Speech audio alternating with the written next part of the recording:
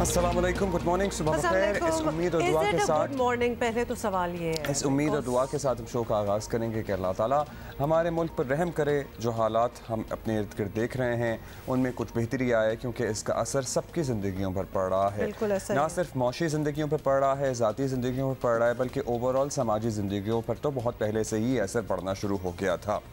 अच्छा, तो ये हम बात ऑब्वियसली समझ तो आई गई है कि क्यों कर रहे हैं, क्योंकि जो चीज़ें हमारे सामने आ रही हैं अभी, जो हम देख रहे हैं आफ्टर खान साहब अरेस्ट, जो हमने शहरों का, सड़कों का, गलियों का, लोगों के टेम्परामेंट्स जो हम हाल देख रहे हैं, मरने मारने को तुले हुए हैं लोग। और ख़ास तौर पे पता नहीं कैसे आप भूल जाते हैं कि आप अपने ही मुल्क को नुकसान पहुंचा रहे हैं।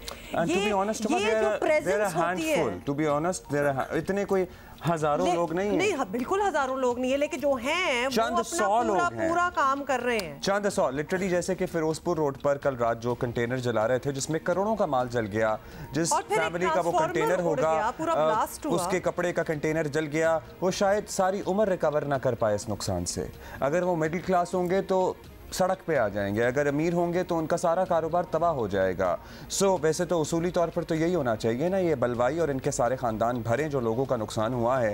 ये 200-250 लोग थे जो इधर से उधर घूम रहे थे और चीज़ों को आग लगा रहे थे। और एक चीज़ होती है ना, अंग्रेजी में कहते हैं न्यूसेंस वैल्यू। तो ये इनकी जेडी जो जॉब डिस्क्रिप्शन इनको दी हुई थी ना, वो ये था कि जाके तुमने बस न्यूसेंस फैलाना है, कोई गंद मचाना है, कोई तंग करना है। तो लिहाजा they were just running amok। कल ट्रांसफॉर्मर उड़ने वाली जो आई, वो फॉर अ वाइल तो आपको पता है ना, लोगों को समझ नहीं आई कि क्या हुआ है, ये क्या चीज़ ब्लास्ट हुआ है, क्या चीज़ उड़ी है, इतनी आवाज़ होती है कि लोगों को लगता है कोई बम फट गया। तो ये कुछ आपको विजुअल्स भी दिखा रहे हैं। उसके बाद एक और वाकया जो पेशावर में हमने रात हुआ, वो तो ऐसा था कि उसके बाद तो लिटरली सारों को एक स्टॉप लगाना चाहिए कि हमारे सामने इस वक्त जो चीज़ आएगी ना, मतलब गाड़ी, कंटेनर, ट्रांसफॉर्मर, इंसान, जानवर, हम बस जला देंगे, मार देंगे। और वो वाली सेंस ये शायद खबर आपके नज़रों से ना गुजरी हो। पेशावर में हुआ ये कि बादशाह खान चौक के करीब एक मंडी कायम है, जानवरों की मंडी है। वहाँ पर मुजाहिरीन और पुलिस में झड़पें हुई और ऑब्वियसली मुजाहिरीन पेट्रोल बम वगैरह से लैस होते हैं और वो चूंकि हर चीज़ को आग लगाने पर तुले हुए हैं, तो उन्होंने ना आओ देखा ना ताओ इस मंडी को आग लगा दी और इसमें 140 बेजुबान जानवर जिंदा जलकर मर गए। अंदाज़ा करें, मतलब ये क्या सोच थी जब वो सोच रहे होंगे कि आओ ये सब कुछ तो कर दिया। मतलब यहाँ तक कि रेडियो पाकिस्तान की बिल्डिंग हम जला देंगे, but it is not enough. किसी चीज़ को, किसी जिंदा चीज़ को मारना है तो पूरी आप एक बकरा मंडी को आग लगा दे। ये विजुअल्स जो आप स्क्रीन पे नहीं देख सकते क्योंकि आप नहीं देख सकते, इट इज हार्ट ब्रेकिंग कि किसी चीज को आप सोचिए कि जिंदा जानवर आपके सामने, और कितना बेज़र सा होता है बकरा, मेंढा, बकरियां, छोटे बच्चे, बकरियां तो क्यूट भी होते हैं। मतलब हाउ कैन यू आपके सामने जिंदा जल रहे हो। ये समझ नहीं आता कि हम सब, मैं तो सबको इंसान कहलाने के भी लायक हैं कि हम जानवरों को जिंदा नजर आतिश कर रहे हैं अब इस मुल्क में। अच्छा, उससे पहले चोरियां भी हुई हैं, सोचें। अच्छा, इतने कोई, आई एम सॉरी, ढीठ ये प्रोटेस्टर्स हैं कि जहाँ जहाँ लूट मार कर रहे हैं ना, जला रहे हैं, वहाँ से चीज़ें उठा भी रहे हैं, माले गनीमत।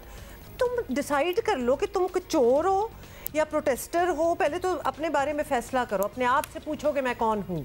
क्योंकि आप वहाँ मंडी से बकरियाँ चुराई भी गई हैं। आपने उस दिन वहाँ लाहौर में भी देखा था, मोर उठा के, देगे उठा के लेके जा रहे थे। हमारी जो पॉपुलिस्ट अप्रोच होती है ना, जिसमें लीडरान मुख्तलिफ मुल्कों में, इस तारीख में, दुनिया में पहले भी होता रहा है, जो एक ख़ास तबके के जहन में ये भरते हैं कि तुम्हारे पास इसलिए कुछ नहीं है क्योंकि जो इससे ऊपर तबका है उसने तुम्हारा सब कुछ लूट लिया है। तो वो एक माइंडसेट है जो बनाया जाता है। और ये पहली दफ़ा नहीं है, इमरान खान साहब ने तो आज बनाया ना इस मुल्क में। इससे पहले दुनिया के मुख्तलिफ ममालिक में लीडरान ये सब कुछ कर चुके हैं। इसलिए मुख्तलिफ लीडरान जो कोर कमांडर हाउस से मोर और हांडियाँ और पता नहीं क्या क्या लेके जा रहे थे, वो यही कह रहे थे ना, ये तो हमारे पैसों का है। तो ये माइंडसेट बनाया जाता है over a period of time, और ये mindset certainly the credit goes to Khan साहब, ये बनाया गया है। अब इसमें ये होता है कि नौजवान खुद हाथ पर हाथ धरा बैठा रहेगा और साथ में ये कंप्लेन करता रहेगा कि मुझे तो ऊपर वालों ने तो मेरा पूरा मुल्क खा लिया। तो लिहाजा चूंकि आपको ये सेंस दिला दी गई है कि ऊपर वालों ने आपका मुल्क खा लिया, और पार्ट ऑफ इट शायद माइट बी इवन ट्रू, लेकिन इसका मतलब ये है कि आपने हिलना नहीं है अपने लिए। अच्छा, ये कुछ जो और करना नहीं है। मियां वाली के मनाजिर हैं, और ये एक और दास्तान है जिस पर दिल खून के आंसू रो रहा है कि 6 सितंबर 1965 को हलवाड़ा के हवाई अड्डे को जिस तैयारे ने भस्म किया था, जिस तैयारे ने टारगेट किया था, वहाँ पर पाकिस्तानी एयरफोर्स और पाकिस्तान का परचम सर बुलंद किया था, जिसके आगे 3 दहाइयों से नौजवान पाकिस्तानी खड़े होकर तस्वीरें बनाया करते थे। आपने किसी की चाहत मोहब्बत में वो तारीख़ी जहाज़ भी नज़र आतिश कर दिया। मतलब दुश्मन, आप सोचिए, वैसे तो आप इंडियन चैनल्स देखिए कि किस तरह से विजुअल्स ऑन रिपीट चल रहे हैं वहाँ पर, कि जो 1965 वॉर में जिस तैयारे को हमने मॉन्यूमेंट के तौर पर उसकी कारकर्दगी, उसकी कामयाबी के बाद पेश किया हुआ था, रखा हुआ था, प्रिजर्व किया हुआ था, जब आप उसे जला देंगे तो जाहिर है तो दुश्मन तो आपकी तालियां बजाएगा। और सबसे बड़ी ट्रेजेडी ये है कि या तो इंडिपेंडेंटली विजुअल्स देख रहे हो ना, तो हमारा डायरेक्ट सेंस यही कहे कि किसी दुश्मन ने आके आग लगाई है, ऑब्वियसली किसी और ने की है। दीज आर दोज एलिमेंट्स जो मुल्क में आके इंतशार फैलाते हैं, और ये हमारे नहीं हो सकते।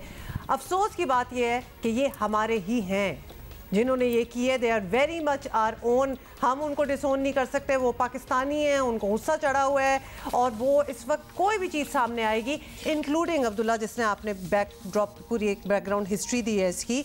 सो हम ये भी नहीं देखेंगे कि how valuable something is, how meaningful something is, और हम जला देंगे। अब ये जरा रेडियो पाकिस्तान की बिल्डिंग देखें, सिंबॉलिक वैल्यू होती है। इसी तरह चागी रूम जो होता है ना, वो चागी रूम पाकिस्तान के न्यूक्लियर एटमी धमाकों की यादगार, ये सब चीजें जलाकर जब विजुअल्स दुनिया में जाएंगे तो कौन खुश होगा?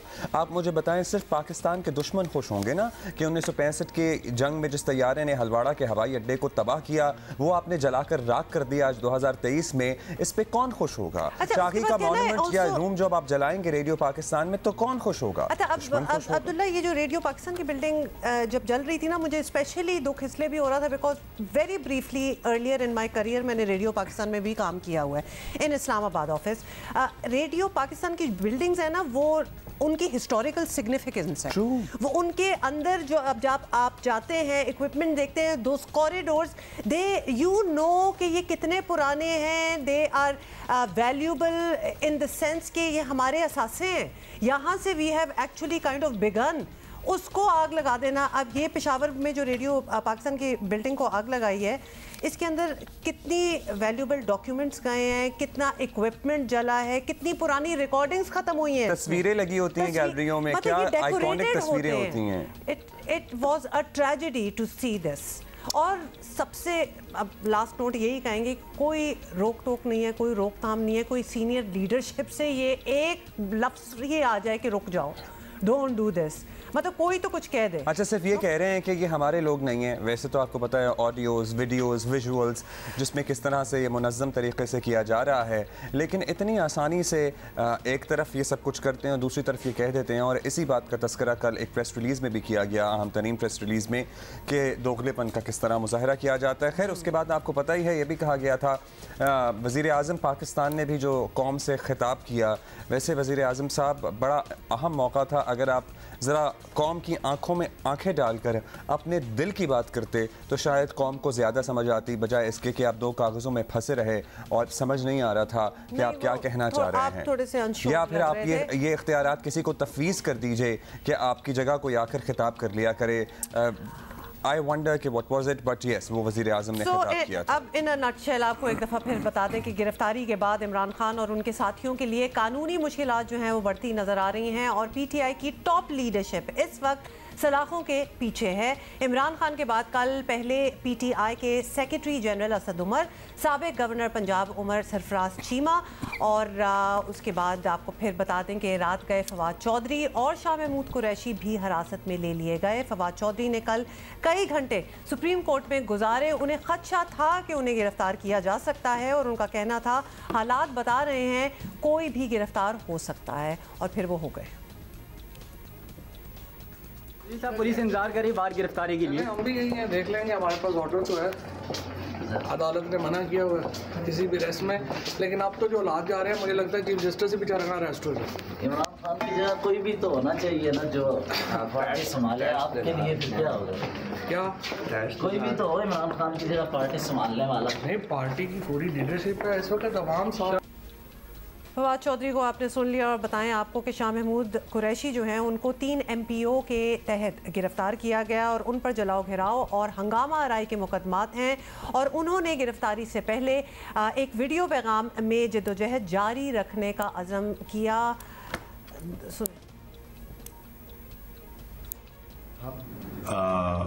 खैरियत से हैं,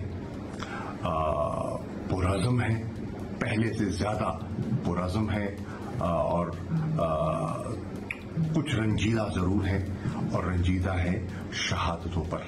तहरीक इंसाफ का ये हमेशा वतीरा रहा है, हम पुरअमन रहे हैं, हमारी जद्दोजहद हमेशा आइन और कानून के दायरे के अंदर रही है और हमने इस पॉलिसी को बरकरार रखना है।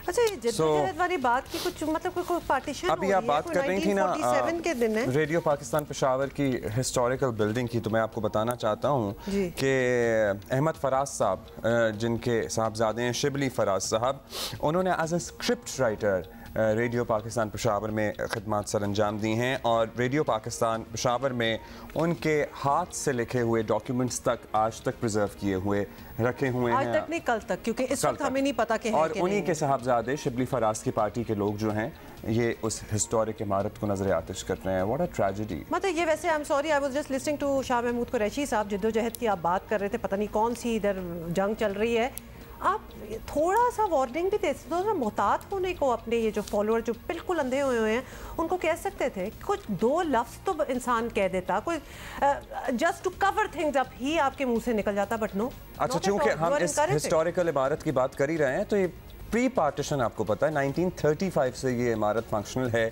और ये ऑल इंडिया रेडियो के तहत सर्टनली पूरे हिंदुस्तान में इसकी आवाज़ जाती थी और one of the few initial broadcasters इस पे कौन थे इमेजिन कीजिएगा, क्योंकि आपको पता है ना पेशावर में राज कपूर खानदान का पूरी हवेली पूरा घर भी है। सो पृथ्वी राज कपूर साहब one of the initial broadcasters of this station थे। अच्छा अब्दुल्ला, इस वक्त आपने अगर ये जिक्र कर दिया ना तो कहने वाले ये भी कहेंगे कि वो आपको ज़्यादा इंपॉर्टेंट है कि ये सारी चीज़ें का भी जिक्र किया नहीं, पीपल पिकअप आइसोलेटेड चीज़ें निकालते हैं आजकल, आपको नहीं पता क्या हो, आपको पता ही है कि क्या हो रहा है। Anyway, we need to know from our reporters on the ground reality के इस वक्त क्या हो रहा है, क्या होता रहा है। हमें कराची से काशिफ मुश्ताक ज्वाइन कर रहे हैं और इस्लामाबाद से ज़रमीन जहरा। काशिफ, सबसे पहले आप बताइए, कराची को कल हमने देखा और कराची में भी बहुत कुछ हुआ, लेकिन फिर लगता था कि एटलीस्ट शाहराह फैसल पे रेंजर्स की बहुत तैनाती हमें नज़र आई और फिर लगा थोड़ा सा मोहतात मामला है। कंपैरिजन दीजिए to the rest of the country, because बाकी पेशावर और लाहौर में जो हो रहा था, कराची फिर भी संभला रहा। बिल्कुल ऐसा ही है। आपने देखा होगा कि अगर कराची जैम होता है तो मुल्क के तमाम शहर जो हैं वो जैम हो जाते हैं, लेकिन कल पुलिस और रेंजर्स की बहुत अच्छी स्ट्रेटजी कराची में रही।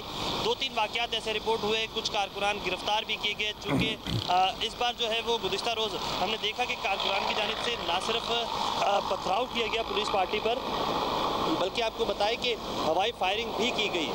गुलिस्तान जौहर राशिद मिनाज रोड के करीब जो है वो जब पुलिस की जानिब से कारकुनान पे लाठीचार्ज किया गया तो उनकी जानिब से जो है वो हवाई फायरिंग की गई, फिर जो है वो पथराव किया गया, पुलिस की जानिब से भी शेलिंग की गई और इसी रोड पर जो है वो रात गए एक मोबाइल जो है वो जला दी गई, जिसका जो मुकदमा जो है वो दहशतगर्दी की दिफात के तहत शाहराह फैसल थाने में दर्ज कर लिया गया।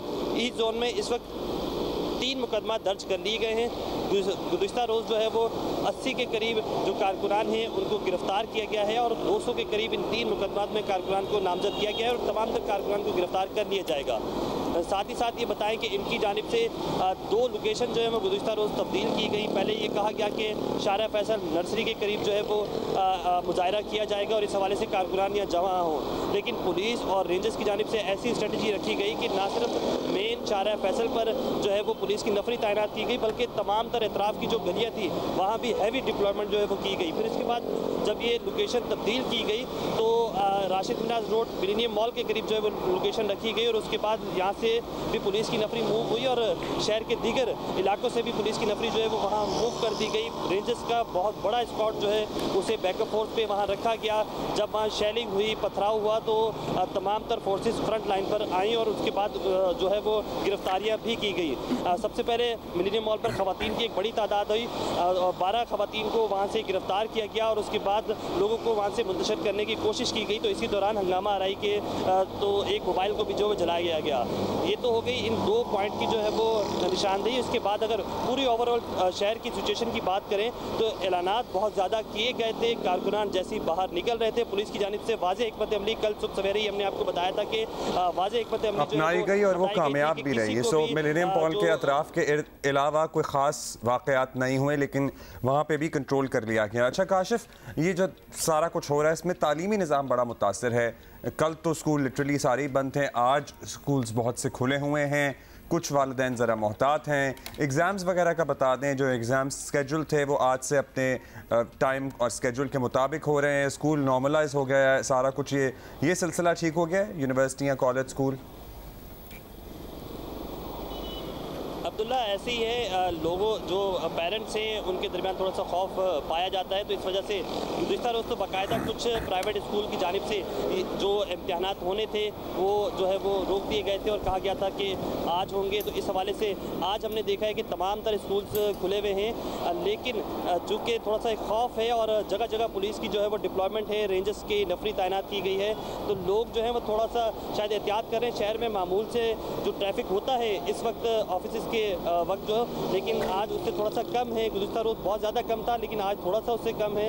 लोग निकले ज़रूर हैं। पुलिस की जानिब से एडिशनल आईजी कराची से जब मेरी सुबह सवेरे बात हुई तो उनकी जानिब से वाज़ेह कहा गया कि शहरी बाहर निकले, कोई ऐसी खौफ की फ़िज़ा नहीं है। पुलिस की नफरी जगह जगह शहर के मुख्तलिफ मकामात पर डिप्लॉयड की गई है। हमने देखा है कि ना सिर्फ अमूमन ये होता था जब शहर के हालात ख़राब होते थे तो SHOs लेवल के जो लोग हैं वो शहर पर जो है वो नज़र आते थे, इस तरह के अफरान आते थे, लेकिन कल से लेके अब तक जो है वो SSPs, DIGs, एडिशनल IGs खुद सड़कों का दौरा कर रहे हैं, बार बार सड़कों को देख रहे हैं और तमाम तर सिचुएशन का खुद जायज़ा लिया जा रहा है। तो ये पुलिस की जानिब से अच्छी हिकमत अमली रखी गई है। तालीमी निज़ाम आज मुल्क भर में की तरह जो है वो कराची में भी बिल्कुल नॉर्मल है, इम्तिहानात हो रहे हैं, लोग निकल रहे हैं। इस हिकमत अमली से आई वंडर बाकी शहर भी कुछ सबक हासिल करें। और कल जैसे लाहौर में लिटरली 200-250 बंदा था जो फिरोजपुर रोड और कलमा चौक पे हंगामा कर रहा था।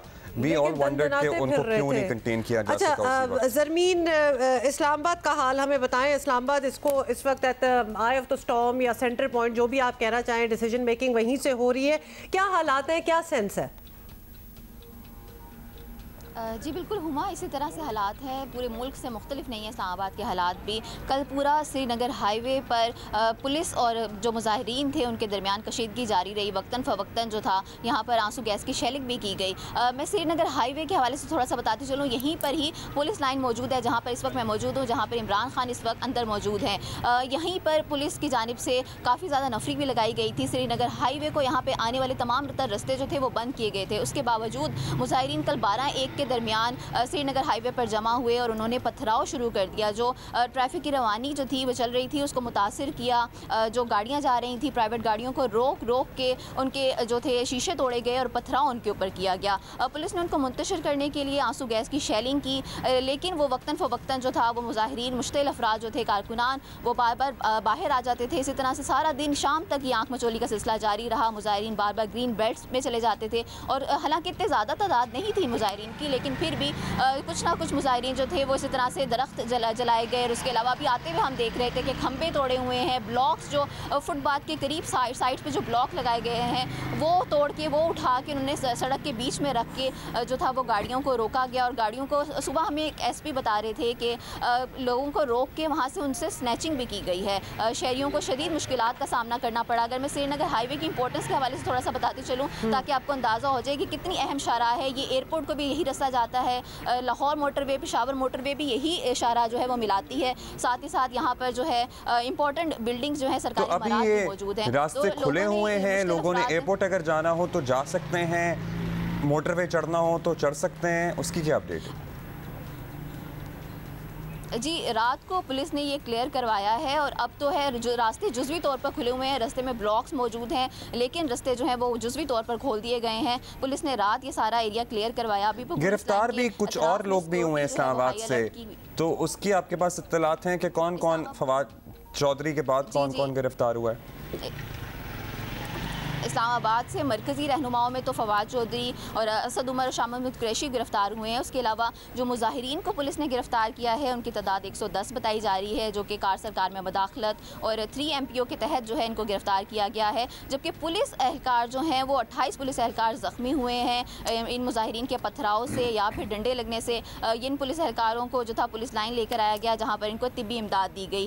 कल ये पूरा दिन इसी तरह से सिलसिला जारी रहा, बल्कि मुजाहिरीन ने पेशकदमी भी की पुलिस लाइन की जानिब, जिसके बाद पुलिस जो थी पुलिस की ज़्यादा नफरत यहाँ पर बुलवाई गई और उसके बाद मुजाहिरीन को थोड़ा सा पीछे धकेला गया। शाम तक ये सिलसिला जो था आंसू गैस इस वक्त का भी हाल बताएं। आपके पीछे भी हमें कुछ पुलिस के डाले कुछ कार्स नजर आ रही हैं, इस वक्त क्या हाल आप देख रही हैं? इस वक्त भी क्योंकि मैं पुलिस लाइन में मौजूद हूँ, यहाँ पर सिक्योरिटी हाई अलर्ट है। तमाम तर कंटेनर्स लगाकर यहाँ पर रास्ते ब्लॉक कर दिए गए हैं। अलबत्ता रास्ते कल ही ब्लॉक थे, लेकिन कंटेनर्स इस तरह से लगाए नहीं गए थे जिस तरह से अभी लगाए गए हैं। पुलिस की भारी नफरी तैनात है। कश्मीर हाईवे से आने वाले तमाम तर रास्ते जो हैं पुलिस लाइन को वो बंद किए गए हैं। कश्मीर हाईवे पर जुज़वी तौर पर जो है कश्मीर हाईवे वो खुली हुई है, ब्लॉक्स रास्ते में पड़े हुए हैं। मैंने आते हुए देखा है कि खंबे टूटे हुए हैं, दरख्त गिरे हुए हैं। और अच्छा, काशिफ की तरफ आएंगे। ज़रमीन हमें इस्लामाबाद की सूरत हाल बता रही है। काशिफ, यहाँ अली जैदी को गिरफ्तार किया गया था पहले रोज़ जब मुजाहरे हो रहे थे, उसके बाद तो PTI की किसी लीडर को कराची से गिरफ्तार नहीं किया गया है, सिर्फ कारकुन ही गिरफ्तार हुए हैं। अब्दुल्ला, अभी तक सिर्फ कारकुन गिरफ्तार हुए हैं, लेकिन जो 3 मुकदमात ईस्ट जोन में हुए हैं उसमें जो है वो मुख्तलिफ रहनुमाओं को जो है वो नामजद किया गया है, जिसमें जो है वो कार्य सरकार में मुदाखलत, दहशतगर्दी की दिफात शामिल की गई हैं और उनके लिए उनके घरों पर छापे मारे जा रहे हैं। गुज़िश्ता रात भी जो है वो छापे मारे गए, सुबह सवेरे भी मारे गए हैं। जबकि डिफेंस फेज़ 8 पे PTI के जो रहनुमा हैं वहाँ पुलिस की नफरी बाकायदा कल डिप्लॉयड की गई कि उनकी गिरफ्तारी के लिए, तो लेकिन वहाँ वो घर पर मौजूद नहीं थे। मुख्तलिफ PTI रहनुमा जो हैं उनको गिरफ्तार किया जाएगा। एडिशनल IG कराची की जानिब से कहा जा रहा है चूँकि मुकदमा दर्ज हो गए हैं, इनकी जानिब से लोगों को उकसाया गया है। जैसे कल रात जो है वो बाकायदा ऐलान किया गया था कि गुज़िश्ता रोज़ जो है वो हड़ताल की जाए, ट्रांसपोर्ट बंद की जाए, तो इस हवाले से भी एक मुकदमा दर्ज किया गया है और उसमें ये कहा गया है कि शहरियों को जो उकसाया जा रहा है कि वो बाहर निकलें और जो है वो इमलाक को नुकसान पहुँचाएँ। तो ये मुकदमा दर्ज हुए हैं, रहनुमाओं को गिरफ्तार किया जाएगा। अली जैदी गिरफ्तार हो चुके हैं, बाकायदा इसकी तस्दीक भी की गई और उसके खिलाफ जो एक मुकदमा भी दर्ज कर लिया गया है। बहुत शुक्रिया आपका काशिफ मुश्ताक, थैंक यू। बाकी लोगों की भी गिरफ्तारियों के लिए छापे मारे जा रहे हैं, मुकदमा दर्ज हो गए। बहुत शुक्रिया Zarmeen for being with us. अच्छा जी, तो ये तो क्या होता रहा है yesterday and of course throughout the night as well. और ज़रमीन तो हमें बता रही थी कि आज की भी क्या तैयारी है, कुछ अरेंजमेंट भी चेंज की गई है, बिकॉज ऑब्वियसली एक्सपेक्टेड तो है कि सिलसिला चलेगा, क्योंकि लीडरशिप तो अगर आप सीनियर लीडरशिप देखें वो तो सारी एक एक करके उठाई जा रही है। अलकादर ट्रस्ट करप्शन केस में नैब के हाथों गिरफ्तार इमरान खान को रिमांड के लिए कल पुलिस लाइन्स इस्लामाबाद में पेश किया गया, जहां नैब ने उनका 8 दिन का जिस्मानी रिमांड हासिल किया। अब उन्हें 17 मई को दोबारा पेश करने का हुक्म दिया गया है। पुलिस लाइन्स में ही लगी एडिशनल सेशन कोर्ट में तोशाखाना केस में कल इमरान खान पर फर्द जुर्म भी आयद की गई। इमरान खान ने सेहत जुर्म से इनकार किया, दस्तावेजात पर दस्तखत भी नहीं किए और इस केस की अगली समाअत 13 मई को होगी। अब एहतसाब अदालत में पेशी पर इमरान खान का कहना था कि उनके साथ मकसूद चपड़ासी वाला काम ना हो। ये एक इंजेक्शन लगाते हैं जिससे इंसान आहिस्ता आहिस्ता मर जाता है। अलकादर ट्रस्ट केस से मुताल्लिक इमरान खान का कहना था जो भी पैसे आए काबीना की मंजूरी से आए। उधर वफाकी काबीना ने पंजाब, खैबर पख्तूनख्वा और इस्लामाबाद में अमन और अमान बरकरार रखने के लिए फ़ौज को तैनात करने की मंजूरी दे दी है। वो काबीना इजलास का अहवाल तो आपको पता ही है, सारे लोग बता चुके हैं। फैसल वार्डा पर्टिकुलरली बता चुके हैं कि एक बंद लिफाफा आया था, इसमें कुछ लोगों ने पूछा भी था लेकिन उसका जवाब नहीं दिया और वो जितना लोग बताते हैं कि जिन हु वेंट थ्रू इट, वो एक फिल्मी सा सीन लगता है कि लिटरली एक बंद लिफाफा है, you don't know what is there, और आप एक कैबिनेट है, आप मुल्क चला रहे हैं और आप दस्तखत और अपना अंगूठा लगा देते हैं। एनीवे, आपको बताएं कि वज़ीर आज़म शहबाज शरीफ ने कल कौम से खिताब किया, जिसमें उन्होंने शर पसंदों को खबरदार करते हुए कहा कि जिस किसी ने कानून हाथ में लिया उसके खिलाफ सख्त कार्रवाई होगी। ये कहा उन्होंने। पुराने नैब कानून के तहत 90 दिन के लिए किसी भी फर्द को उठा लिया जाता और जमानत नामुमकिन थी। इस जालिमाना नैब कानून में हमने तरमीम कराई, रिमांड की मुद्दत 90 दिन से कम करके कानून के मुताबिक 15 दिन कर दी। यही कानून आला अदलिया के फैसलों की रोशनी में मुनसिफाना अमल ठहरा। ये हमारी नेक नीति का अल्हम्दुलिल्लाह मुंह बोलता सबूत है कि आज नैब तरमीम का सबसे पहला बेनिफिशरी यानी जिसको फायदा हुआ है उसका नाम है इमरान नियाजी। इमरान नियाजी और PTI ने कानूनी तर्ज अमल इख्तियार करना तो दरकिनार, हसास सरकारी और निजी इमलाक को शदीद नुकसान पहुंचाकर मुल्क दुश्मनी का नाकाबिले माफी जुर्म किया। यहाँ पर मैं इन दहशत गर्दों और मुल्क दुश्मन अनासर को खबरदार करता हूँ कि वो इन मुल्क दुश्मन सरगर्मियों से फिलफौर बाज आ जाएं, वरना कानून हाथ में लेने वाले शरपसंदों को आनी हाथों से निमटा जाएगा और आइन और कानून के मुताबिक उनको करार वाकई सजा मिलेगी।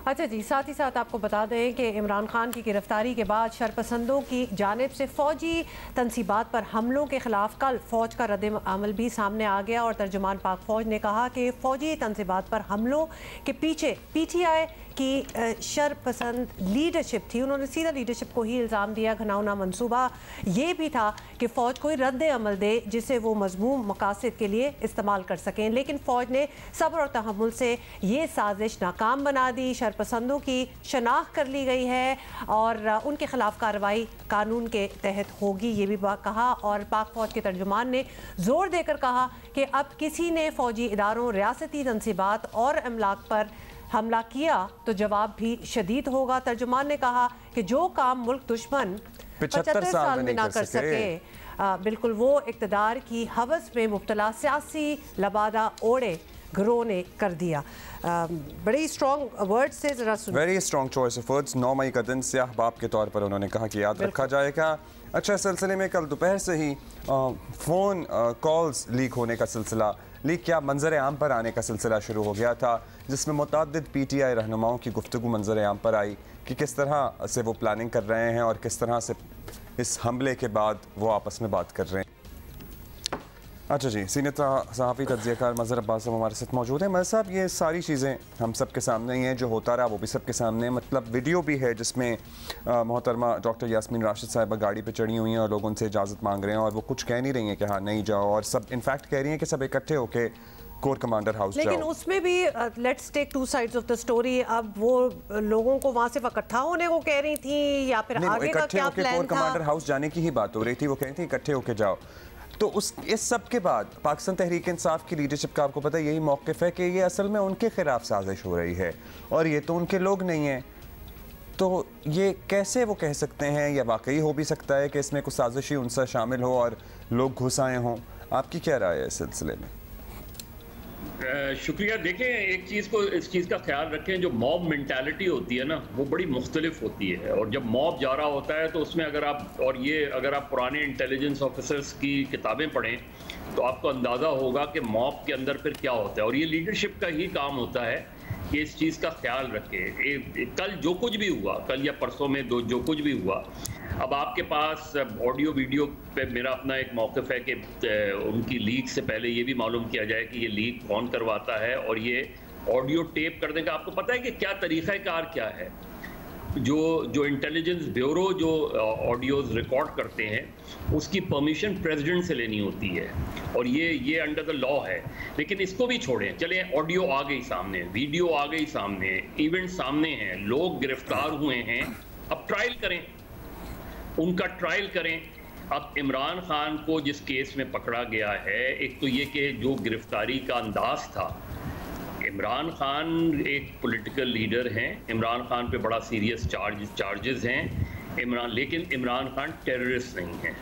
तो आपकी जो गिरफ्तारी जिस अंदाज में की गई, जिस अंदाज में उनको पकड़ के लाया गया, यानी 8-10 पुलिस वाले जाते उनको गिरफ्तार कर सकते थे, आखिर हाई कोर्ट के अहाते में अगर आप गिरफ्तार कर रहे हैं या इवन बाहर भी कर रहे हैं, गिरफ्तार करके ले जाते। आज के दौर में इस तरह इस अंदाजे गिरफ्तारी पर जो है वो उनके सपोर्टर्स जो है वो चीखपा हो गए। लेकिन कोई और अंदाज से गिरफ्तारी होता है? आपको याद है मदद साहब 8-10 पुलिस वाले गए थे, इनफैक्ट 8-10 से ज्यादा गए थे, उनकी मार मार के दुर्गत बना दी थी जमान पार्क के बाहर इनके सपोर्टर्स ने। ये इस्लामाबाद हाई कोर्ट था ना अब्दुल्ला, ये इस्लामाबाद हाई कोर्ट है ना, ये नहीं था। मैं तो सिर्फ आपसे एक बात कह रहा हूँ कि देखें कराची, उसके बाद जो रिएक्शन हुआ वो बहुत प्री प्लान्ड रिएक्शन नजर आता है, क्योंकि ऐसा नहीं हो सकता कि कराची से खैबर तक एक ही टारगेट आपके सामने हो। स्पॉन्टेनियस कहीं ना कहीं कुछ हो जाता है, लेकिन आप कराची के वाक़यात देख लें, आप लाहौर के वाक़यात देख लें, आप पेशावर के वाक़यात देख लें, आप पिंडी के वाक़यात देख लें, लेकिन इसके बावजूद भी कल जो ISPR का प्रेस रिलीज़ आया उसमें बाकी बहुत ही हार्श वर्ड्स इस्तेमाल किए गए थे, लेकिन 2-3 चीज़ें हैं जिसमें उनको बहुत केयरफुल होना चाहिए। ये लफ्ज़ कहना ये उनका काम नहीं है कि इख्तिदार की हवस में, ये एक पॉलिटिकल स्टेटमेंट है कि इख्तिदार की हवस में आप ये कहें कि वो शरपसंद थे, उन्होंने फौजी तनसीबात पर हमले किए और ये नाकाबिल कबूल है। लेकिन वो जब आप ये कहते हैं कि इख्तिदार की हवस में, तो फिर आपके स्टेटमेंट का कॉन्टेक्स्ट बिल्कुल मुख्तलिफ हो जाता है। तो अब जबकि पहली चीज़ ये कि उनके सपोर्टर्स क्या सोच रहे हैं, उनके जो बहुत से लोगों से मेरी गुफ्तगू हुई, उन्होंने कहा कि इन इंस्टॉलेशंस को महफूज क्यों नहीं किया गया, इनकी हिफाजत क्यों नहीं की गई, क्या एक आम आदमी उन एरियाज़ में जा सकता है जहां तक वो पहुंच गए, वो कैसे पहुंचे, वहां तक पहुंचे गए। तो असल चीज़ें बहुत से सवालात हैं, लेकिन आज होना क्या चाहिए? होना ये चाहिए कि जिन लोगों ने ये सब कुछ किया है, अगर ये कॉन्स्पिरेसी है, इसके पीछे जो भी मकासद हैं, इन सब का ट्रायल होना चाहिए, इनको सजाएं होनी चाहिए। इमरान खान के केसेस हैं, इमरान खान का ट्रायल बिल्कुल फॉरेन फंडिंग केस की तरह नहीं होना चाहिए कि 7 साल लग गए उसके अंदर, 7-8 साल आप करें। अगर नैब के पास एविडेंस हैं तो नैब फौरी तौर पे रेफरेंस फाइल करे इमरान खान के खिलाफ और इमरान खान का ट्रायल कर लें उसमें। लेकिन जब आप ड्रैग करेंगे, इस चीज़ को ड्रैग करते रहेंगे और एक के बाद एक मुकदमात कायम करते रहेंगे, तो वो चीज़ें हमेशा ये याद रखिए, जब भी किसी पॉलिटिकल लीडर का आप उसके केसेस को ड्रैग करते हैं, उससे उसको नुकसान नहीं होता, उससे उसका सियासी फायदा होता है। क्या इन सारे इक़दाम से पाकिस्तान तहरीक इंसाफ की जो पॉपुलर सपोर्ट है वो कम होगी, वो ख़त्म होगी? उसकी आजमाइश तो इलेक्शन में होगी। तमाम चीज़ें आप करने के बावजूद भी, और आपको लगता है साहब ये पार्टी इसी तरह इंटैक्ट रहेगी अभी, या फिर इसमें से कुछ लोग आने वाले दिनों में हमें इधर उधर जाते हुए नजर आ जाएंगे अब अल्टीमेटली? मुझे मुश्किल लगता है कि पार्टी तकसीम होगी। देखिए पिछले 1 साल में इस पार्टी की मेजर लीडरशिप में कोई भी टूट कर नहीं गया। ये फैसल वाडा वगैरह ये लोग, जिनके केसेस बड़े मुख्तलिफ हैं, लेकिन जो मरकज़ी लीडरशिप है वो इंटैक्ट नज़र आती है। अब कल अगर इस पार्टी को अगर कलअदम करार दे दिया जाता है, जो कि मेरा ख्याल है बहुत ही गलत फैसला होगा, क्योंकि किसी भी पॉपुलर लीडर को पाकिस्तान की तारीख में जब भी आपने उस पर पाबंदी लगी, आप एमक्यूएम की मिसाल आपके सामने है, एमक्यूएम की मिसाल आपके सामने है ना, 22 अगस्त 2016 से उनका मुकदमा आज तक चल रहा है और उन पे पाबंदी भी नहीं है लीगली, लेकिन उनको उनकी एक्टिविटीज़ की इजाज़त नहीं है, उनके सारे दफातर बंद हैं, without any reference, without any case. ये सारी चीज़ें जो होती हैं, ये पाकिस्तान की पॉलिटिक्स में कभी भी लीडर्स को नुकसान नहीं पहुंचाती। नुकसान क्या पहुंचता है? जब आप एक फेयर ट्रायल करें और फेयर ट्रायल में किसी को सज़ा दें। आप ट्रायल करते नहीं हैं, आप सिर्फ उसको अपने पॉलिटिकल मकासद के लिए इस्तेमाल करते हैं। तो अब देखना यह है कि जो काउंटर स्ट्रैटेजी है, कल तो इमरान खान और उनकी पार्टी ने 2 दिन में जो कुछ किया, उन्होंने जितना अपने आप को डैमेज करना था कर लिया। अब काउंटर स्ट्रैटेजी क्या होगी? काउंटर स्ट्रैटेजी सिर्फ ये होगी कि इमरान खान को इधर पेश करो और उधर पेश करो, या उसका ट्रायल भी शुरू होगा या उसका ट्रायल भी होगा। ये सारी चीज़ें ऐसी हैं कि जिसे बहुत गौर से देखने की ज़रूरत है, और मेरा ख्याल है कि 2 दिन के वाक़यात के बाद देखना ये कि क्या PTI सस्टेन कर सकती है अपनी इस एजिटेशन को, क्योंकि अगर सस्टेन नहीं हुआ और ये चीज़ ख़त्म हो गई, तो फिर पीटीआई को सियासी तौर पे बहुत नुकसान होगा कि पीटीआई अच्छा मज़हर साहब, ये एजिटेशन की जब बात होती है, because obviously the rest of the world is also getting all the news and watching agitation, आपको पता है स्क्रीन टाइम बड़ा फिल कर देती है और बड़ी शॉकिंग विजुअल्स आते हैं। ये कोई हज़ारों की तादाद में नंबर 1 लोग नहीं है, मतलब आप कुछ 100 कर लें, मतलब थोड़े सारे शहरों में यस ज़रा फैले हुए हैं हर जगह, लेकिन कोई इतने ज़्यादा नहीं है। ये बात समझ नहीं आ रही कि इनको रोका क्यों नहीं जा रहा, क्योंकि रोका जा सकता है, इससे ज़्यादा बड़े बड़े क्राउड्स को रोका हुआ है। स्पेशली अगर हम ये कोर कमांडर GHQ के सामने ऐसी जगहों की अगर बात कर लें, तो वहाँ तो लिटरली हम अपनी गाड़ी में ड्राइव थ्रू भी नहीं कर सकते, लेट अलोन एक जत्था लेके पहुँच जाएं। तो ये आपको क्या इस बात के पीछे नज़र आ रहा है कि इनको बिल्कुल रोका नहीं जा रहा, कोई डिटरेंट क्रिएट नहीं किया जा रहा बीच में? हुमा एग्जैक्टली यही बात मैंने शुरू में की थी। देखिए ये क्वेश्चंस जो है ना, ये क्वेश्चंस आज आपने इंटरनेट पे पाबंदी लगाई हुई है, और आज अभी मैं PTA का वो पढ़ रहा था कि इनडेफिनेट पीरियड के लिए आपने पाबंदी लगा दी है। आप सोशल मीडिया पर कितनी पाबंदी लगा सकते हैं, किस हद तक पाबंदी लगा सकते हैं, और इंटरनेशनली जो चीज़ों को हो रहा है, ज़ाहिर है ओवरसीज़ भी सपोर्ट है इमरान खान की। जब भी आप पाबंदी लगाते हैं, ये याद रखें, हमने अखबारात के ज़माने से देखा है, जब सिर्फ प्रिंट था, पाबंदी ये जो सेंसरशिप है, it always lead to disinformation. ये हमेशा आप जब भी पाबंदियां लगाएंगे डिसइंफॉर्मेशन होगी और लोग उस पर यकीन करते चले जाएंगे।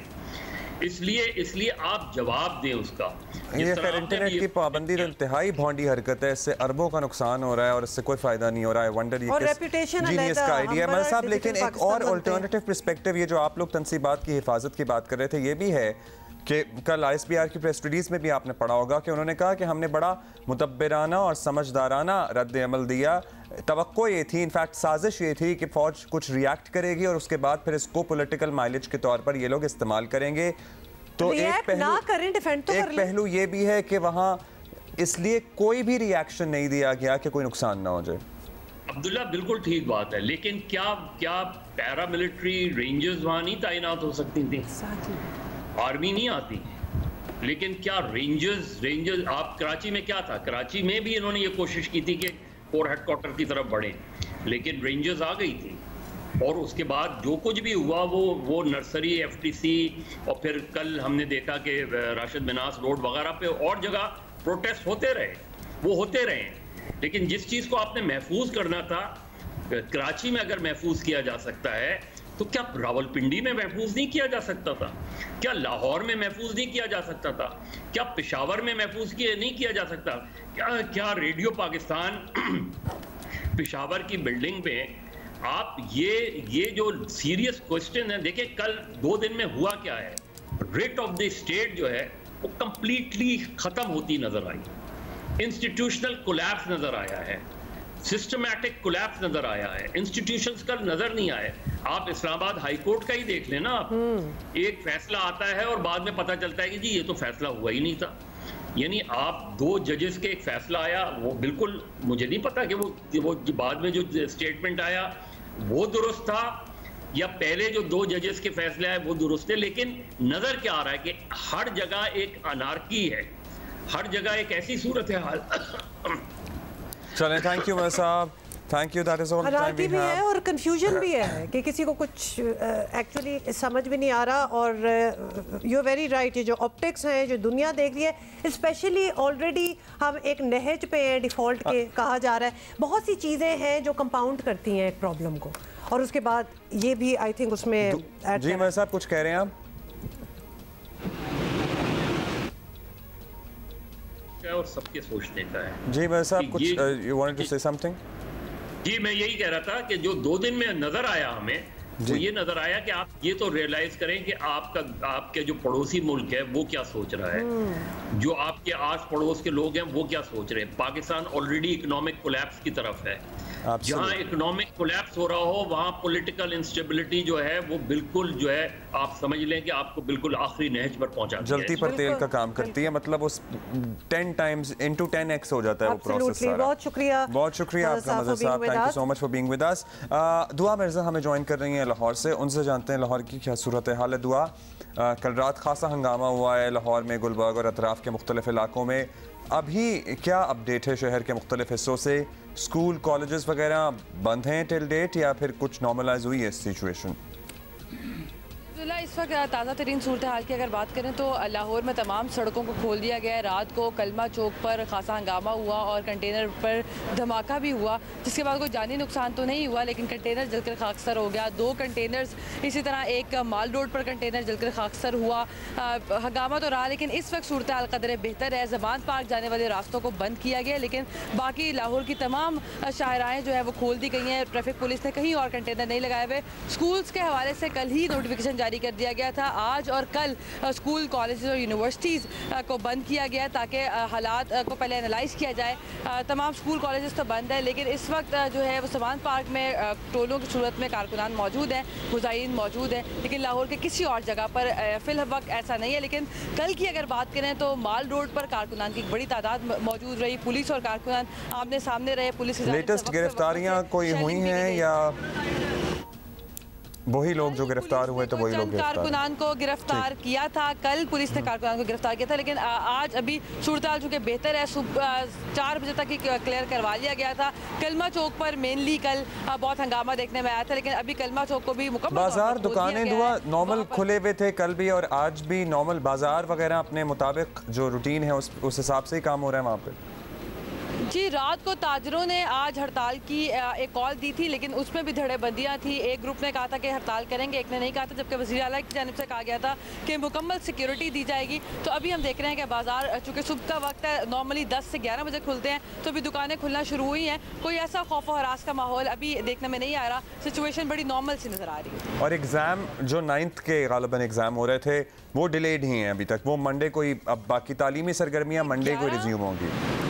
जी, 11 और 12 मई को यानी जुमेरात और जुमे को स्कूल कॉलेज और यूनिवर्सिटीज़ को बंद किया गया था। टीचिंग हॉस्पिटल्स आज खुले हुए हैं लेकिन स्कूल कॉलेज और यूनिवर्सिटीज़ बंद है और सारे पेपर्स भी मंसूख कर दिए गए थे। तो नॉर्मली रूटीन जो है वो एग्जैक्टली इनका आगे सैटरडे और संडे आ जाएगा, तो मंडे से ही ये जो सारा एकेडमिक सिस्टम है वो भी स्टार्ट हो सकेगा। अच्छा जी, बहुत बहुत शुक्रिया for updating us on Lahore. एक बात मैं ज़रूर यहाँ कहना चाहूँगी कि बहुत से लीडर्स हैं, बहुत से सीनियर लीडरशिप भी कह लें और जो लोग पीटीआई के साथ एसोसिएटेड है, उनका ये कहना है कि जो अटैक्स वगैरह हुए ये बिल्कुल इनसे रोका जा रहा था और ऑब्वियसली प्रोटेस्ट करने का तो हर किसी का राइट है, तो जमा तो हर जगह होना था, लेकिन चूंकि चार्ज्ड क्राउड था, इतना राइल अप हुए थे। और परसों की अगर बात करें तो उनको अभी अभी पता चला था कि जी खान साहब को अरेस्ट भी कर लिया और शायद उनको मारा भी गया। बहुत सी ऐसी अफवाहें जो थी तो उनको रोकना बड़ा मुश्किल हो गया था। अब ये वही चीज़ है कि जब आप एक चार्ज क्राउड को लीड नहीं कर सकते तो आप क्यों उसके साथ जा रहे हैं, आप उसकी रिस्पॉन्सिबिलिटी क्यों ले रहे हैं? क्योंकि उसके बाद आप तो हैंड्स अप करके यही कहेंगे एंड में कि जी हमने तो ये करने को नहीं कहा था, तोड़फोड़ हमने कहा था, एक पीसफुल प्रोटेस्ट करें। You can not have it both महीनों में की गई है, हफ्तों में, गुज़श्ता चंद हफ्तों में और ज़्यादा राइल अप किया गया है। मतलब ये स्टेटमेंट्स नहीं है आपको याद कि श्रीलंका बन जाएगा, श्रीलंका बना देंगे, ये सारा कुछ हो जाएगा। खास तौर पे ये जो प्रॉपर्टी को नुकसान किया ना, ये इस हवाले से they want to also be there कि यस हमने प्रोटेस्ट किया लेकिन हमने को तोड़फोड़ नहीं की। तो भाई आप डिसाइड कर लें कि ये क्या आप क्या सोच रहे हो, क्या करना चाहते हैं। You can not do one and then negate the other one. ये सारा पैकेज है, ये साथ ही होता है। मतलब एक तरफ आप कहते हैं कि आपने जो आपने खौफ के बुत तोड़ दिए, दूसरी तरफ कहते हैं नहीं नहीं ओ माय गॉड ये हम तो नहीं गए थे लेकिन तोड़े नहीं थे हमने। कोई एक चीज तय कर ले मेरा ख्याल है। ओके, साथ आपने श्रीलंका वाली बात की थी ना, तो वो हम वहाँ पहुँच रहे हैं बिकॉज वो वाकई लगना स्टार्ट हो गया क्योंकि ये लोग पहुँचा के ही छोड़ेंगे। कितना मुश्किल हो गया है कि कोई भी चीज़ इंटरनेट पे अभी देखी जा सके। मतलब पहले तो आप कहीं से कनेक्शन ढूंढते हैं, फिर आपको वीपीएन करें, वीपीएन भी आपको पता है आधे घंटे के लिए फिर एक ऐड देखना पड़ता है।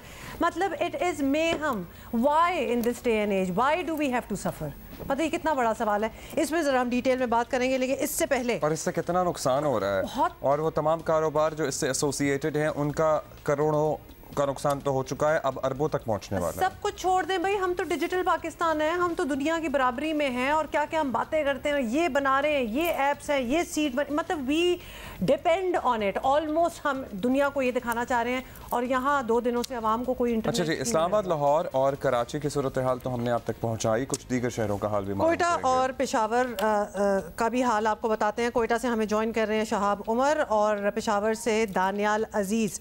शहाब, आपसे शुरू करते हैं क्योंकि ऑब्वियसली हम लेफ़्ट राइट एंड सेंटर देख रहे हैं किस तरह प्रोटेस्टर्स जत्थों में आ रहे हैं, डिस्ट्रक्शन कर रहे हैं, लेकिन उनका लगता है मकसद सिर्फ डिस्ट्रक्ट करना है, चीज़ों को तोड़ फोड़ करना है, एक दहशत फैलाने वाली बात हो रही है। यही देख रहे हैं आप भी कोयटा में?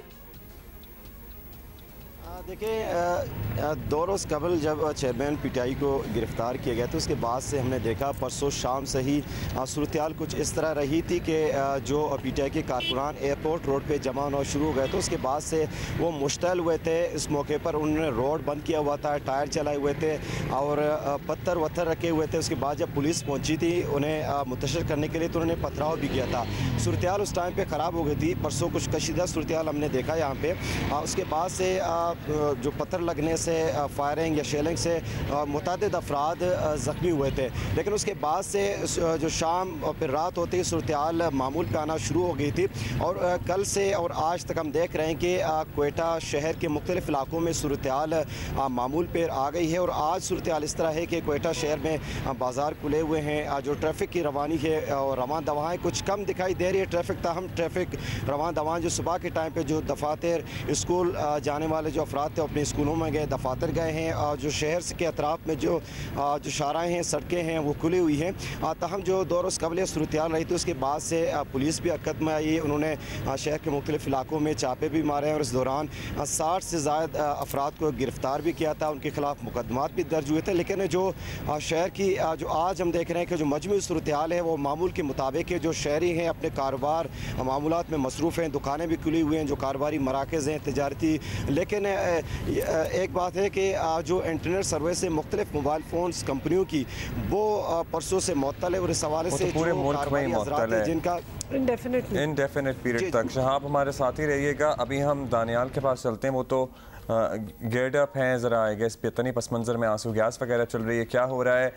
दानियाल बताइए, पेशावर सबसे ज़्यादा मुतासर होने वाले शहरों में शामिल है, कल भी हंगामा होता रहा, आज सुबह का आगाज़ कुछ पुरअमन हुआ है, कुछ बेहतरी आई है हालात में या फिर वही तमाम निज़ाम तितर बितर है? देखिए जी, इस वक्त सुबह के टाइम में इस वक्त मैं खैबर पख्तूनख्वा असम्बली के सामने जो खैबर रोड है वहाँ पर मौजूद हूँ। यहाँ पर पुलिस की बारी नफरी जो है वो बुलाई गई है, बख्तर बंद गाड़ियाँ जो है वो भी बुलाई गई है और पुलिस जो है वो हाई अलर्ट है। खैबर रोड पर जो रेड जोन को जो रास्ता जाता है खैबर रोड को दोनों तरफ से उसको सील कर दिया गया है, ताहम जो पेशावर के दीगर शाहराह है सुबह के वक्त वो मामूल के मुताबिक जो है वो खुले हैं, लेकिन ट्रैफिक इस वक्त कम दिखाई दे रहा है क्योंकि आम तौर पर सुबह के वक्त जो दफातर लोग जाते हैं, स्कूल जाते हैं, यूनिवर्सिटी जाते हैं तो इंतहाई रश होता है, लेकिन इस वक्त जो है रश कम दिखाई दे रहा है। खबर तमाम जो यूनिवर्सिटीज़ है और कॉलेजेस है वो भी ताहुकम सानी जो है वो बंद कर दी गई है। इस तरह जो स्कूल है मैट्रिक इम्तहानात भी जारी थे वो भी मुलतवी कर दिए गए और स्कूल जो है वो भी इस वक्त बंद है। इस वक्त सिचुएशन यह है कि जो अतराफ़ में बाज़ारें हैं वो भी खुल गए, लोग जो है अपने कारोबारों पे आए हुए हैं और कारोबार जो है वो कर रहे हैं। लेकिन गुज़िश्ता रोज़ रात गए तक जो पाकिस्तान तहरीक इंसाफ के मुजाहिरीन थे और पुलिस के दरमियान जो है वो झड़पें जारी थे। पुलिस जो है आंसू गैस और शेलिंग का इस्तेमाल कर रहे थे। इस वक्त भी जो है आंसू गैस जो है महसूस हो रहा है। शेरशाह सूरी पुल के मकाम पर मैं मौजूद हूँ, लेकिन आंखों में जो है जलन जो है महसूस हो रही है। गुज़िश्ता रोज़ रेडियो पाकिस्तान पेशावर को आग लगाई गई थी। रेडियो पाकिस्तान पेशावर चूँकि यहाँ पेशावर का एक तारीख़ी इमारत है, 90s का इमारत है और 4 मंजिला इमारत है, जो बेशतर पुश्तों के मौसीकार अदाकार जो है उन्होंने अपने फ़न का, अपने कैरियर का आगाज़ रेडियो पाकिस्तान पेशावर से किया। इस तरह दीगर नामवर सहाफ़ी जो है उन्होंने भी अपने कैरियर का आगाज़ रेडियो पाकिस्तान पेशावर से किया। जो इंतहाई तारीख़ी बिल्डिंग था वो पूरा जला दिया गया, स्टूडियोज़ में तोड़ फोड़ किए गए, जो मौसीकी के आलात है वो कीमती वो चोरी करके ले गए, और जो रिकॉर्ड है रेडियो पाकिस्तान पेशावर का वो भी जला दिया गया। 2 ओबी वैन्स जो है रेडियो पाकिस्तान पेशावर के बिल्डिंग में खड़े थे उसको भी जला दिए गए, और रेडियो पाकिस्तान के मुलाजमीन के मुताबिक जो अंदर मोटरसाइकिल्स मौजूद थे, तकरीबन 15 से 20 के दरमियान मोटरसाइकिल थे, वो भी थे वो चोरी। जी ये बताइएगा दानियाल कि यहाँ कोई गिरफ्तारियाँ हुई, ख़ास तौर पे ये रेडियो पाकिस्तान वाला जो हुआ था जहाँ चोरियाँ भी हो रही है, मतलब ये प्रोटेस्टर्स तो हुआ नहीं होगा, ये प्रोटेस्टर्स थे, चोर डाकू डके, ये कौन थे? तो कोई वीडियोस हैं, विजुअल्स हैं, हम देख रहे हैं टीवी पे अभी, बल्कि हम लगाया हुआ है हमने, और कुछ टाइम तो वो वहाँ रुके होंगे ना, अब तो पुलिस ने एक्शन लेके वहाँ पहुँच कर उन्हें क्यों नहीं पकड़ा? सिक्योरिटी भी होगी तो किसी को पकड़ा है वहाँ?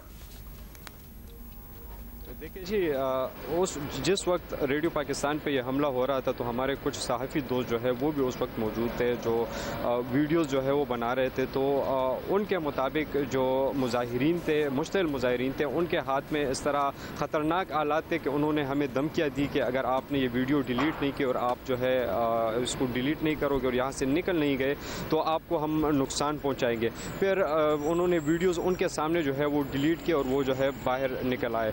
इस तरह जो रेडियो पाकिस्तान के मुलाजमीन हैं उनसे हमारी बात हुई तो उन्होंने कहा कि जो मुजाहिरीन थे उनके पास छुरियाँ भी थी, उनके पास जंजीर भी थे, उसके पास गुलेल भी थे, और जो बड़े बड़े डंडे थे वो भी थे। उन्होंने रेडियो पाकिस्तान के बिल्डिंग पर दावा बोल दिया। जब दावा बोल दिया तो रेडियो पाकिस्तान का जो अमला था वो रेडियो पाकिस्तान के अंदर ही मौजूद था। कुछ जो है उन्होंने मस्जिद में पनाह ली और फिर उन्होंने जो मुलाजमीन हैं उनके मुताबिक उन्होंने कुरान का वास्ता दिया कि कुरान का वास्ता हमें छोड़ दें, हम मुलाजमीन हैं, हमारे साथ कुछ इस तरह न करे। फिर उन्होंने जो रेडियो पाकिस्तान के मुंसलिक दूसरा दफ्तर है मेट ऑफिस का, महकमा मौसमियात का दफ्तर है, वहाँ पर चले गए। कुछ मुलाजमीन जो है वो ऊपर मंजिल में जो है वो। अच्छा दानियाल, आपसे पूछेंगे कि ये मतलब ये लीडर लेस एहतजाज है यहाँ पर खैबर पख्तूनख्वा पीटीआई की लीडरशिप भी आपको कहीं पेशावर में इनके साथ नज़र आ रही है, लोकल लीडरशिप भी सही है, आप चलें प्रोमिनेंट लीडर्स तो नहीं नज़र आ रहे कहीं। लेकिन हम शहाब उमर आपके पास दोबारा आएंगे। शहाब, आपने कहा दुकानें कारोबार वगैरह मामूल के मुताबिक आज खुला है, स्कूल कॉलेज भी खुल गए हैं, सब नॉर्मलाइज हो गया है या स्कूल कॉलेज मंडे से खुलेंगे अब? जी बिल्कुल यही सूरत हाल रही। जब परसों शाम के टाइम पे हालात ख़राब हो गए तो इस हवाले से बहुत सारे जो निजी स्कूल्स और तालीम इदारे थे उन्होंने अनाउंस किया था कि कल जो उनके इदारे होंगे वो बंद रहेंगे। तो कल हमने देखा यही सूरत हाल रही थी।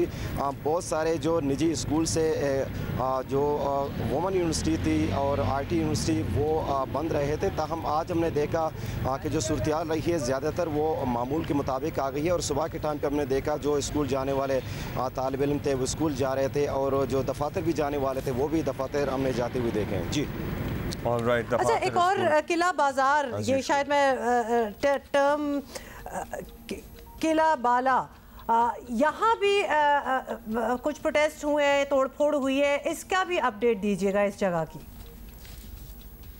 पेशावर से दानियाल आप बताइए। जी, ये किला बाला हिसार, चूँकि ये शेरशाह सूरी पुल एक ऐसी जगह है जहाँ पर खैबर पख्तूनख्वा असम्बली मौजूद है, जहाँ पर रेडियो पाकिस्तान पेशावर मौजूद है, जहाँ पर किला बाला हिसार जो है वो मौजूद है। और ये शेरशाह सूरी पुल जो चौक माना जाता है जहाँ पर प्रोटेस्टेंट जो है प्रोटेस्ट करते हैं, ये बिल्कुल इन सारे बिल्डिंग्स के बीचों बीच है। तो कल जो पुलिस नफरी मौजूद थी वो खैबर पख्तूनख्वा असम्बली के सामने जो है मौजूद थी और वो कोशिश कर रहे थे कि जो मुजाहिरीन है उनको पीछे की तरफ धकेले। जो मुजाहिरीन थे वो किला बाला हिसार के सामने आ गए थे और किला बाला हिसार के सामने जो वीडियोस हमने देखी उनके साथ पिस्टल भी थे और इस तरह असलहा भी था उनके सामने, जो है उन्होंने फायरिंग भी की, गुलेले भी थी, पथराव भी की। तो फिर पुलिस ने शाम के वक्त जो मुजाहिरीन थे किला बाला हिसार से भी उनको पीछे की तरफ धकेल दिया। फिरदौस का इलाका है, हशनगरी का इलाका है, मुजाहिरीन जो है वहाँ पर मुंतशिर हो गए। लेकिन उसके बाद मुजाहिरीन जो है वो चले गए खैबर पख्तूनख्वा इलेक्शन कमीशन का जो दफ्तर है वहाँ पर उन्होंने तोड़ फोड़ की और वहाँ का जो रिकॉर्ड है वो भी उन्होंने ख़राब कर दिया। जो बिल बोर्ड्स लगे थे वो भी उन्होंने तोड़ दिया और पुलिस के मुताबिक उसमें 9 तक गिरफ्तारियाँ भी हुई। जो 9 मुजाहिरीन थे जो खैबर पख्तूनख्वा इलेक्शन कमीशन पर उन्होंने हमला किया था तो वो भी गिरफ्तार हुए। अब तक इतलात के मुताबिक 4 अफराद कल जो है इस पूरे वाक़े में जाबाहक हुए और 94 से ज़्यादा अफराद जो है लारिच में ज़ख्मी हालत में लाए गए। कोई प्रोमिनेंट लीडर नज़र आता है आपको दानियाल इन मुजाहिरों में? पेशावर में पर्टिकुलरली जो खैबर पख्तूनख्वा के लोकल लीडर चलें चले, लोकल लीडर कोई एमपीएज ही नज़र आ रहे हैं? एमपीएज लीड कर रहे हैं या बिल्कुल ज़िलाई सतह के लीडरान लीड कर रहे हैं? देखिए जी, एहतजाज की नोयत इस वक्त इस तरह है कि यहाँ पर कोई इनका लोकल लीडर या कोई सूबाई लीडर जो है वो नज़र नहीं आ रहा। सिर्फ एक वीडियो में जो साबिक एमपी है हाजी फजल इलाही उनको पहले शुरुआत में देखा गया था, लेकिन बाद में जब सिचुएशन और ख़राब हो गई तो इनके जो लोकल ज़िली रहनुमा है वो भी गायब हो गए मंजर से और वो भी मुजाहिरीन में जो है वो नज़र नहीं आ रहे।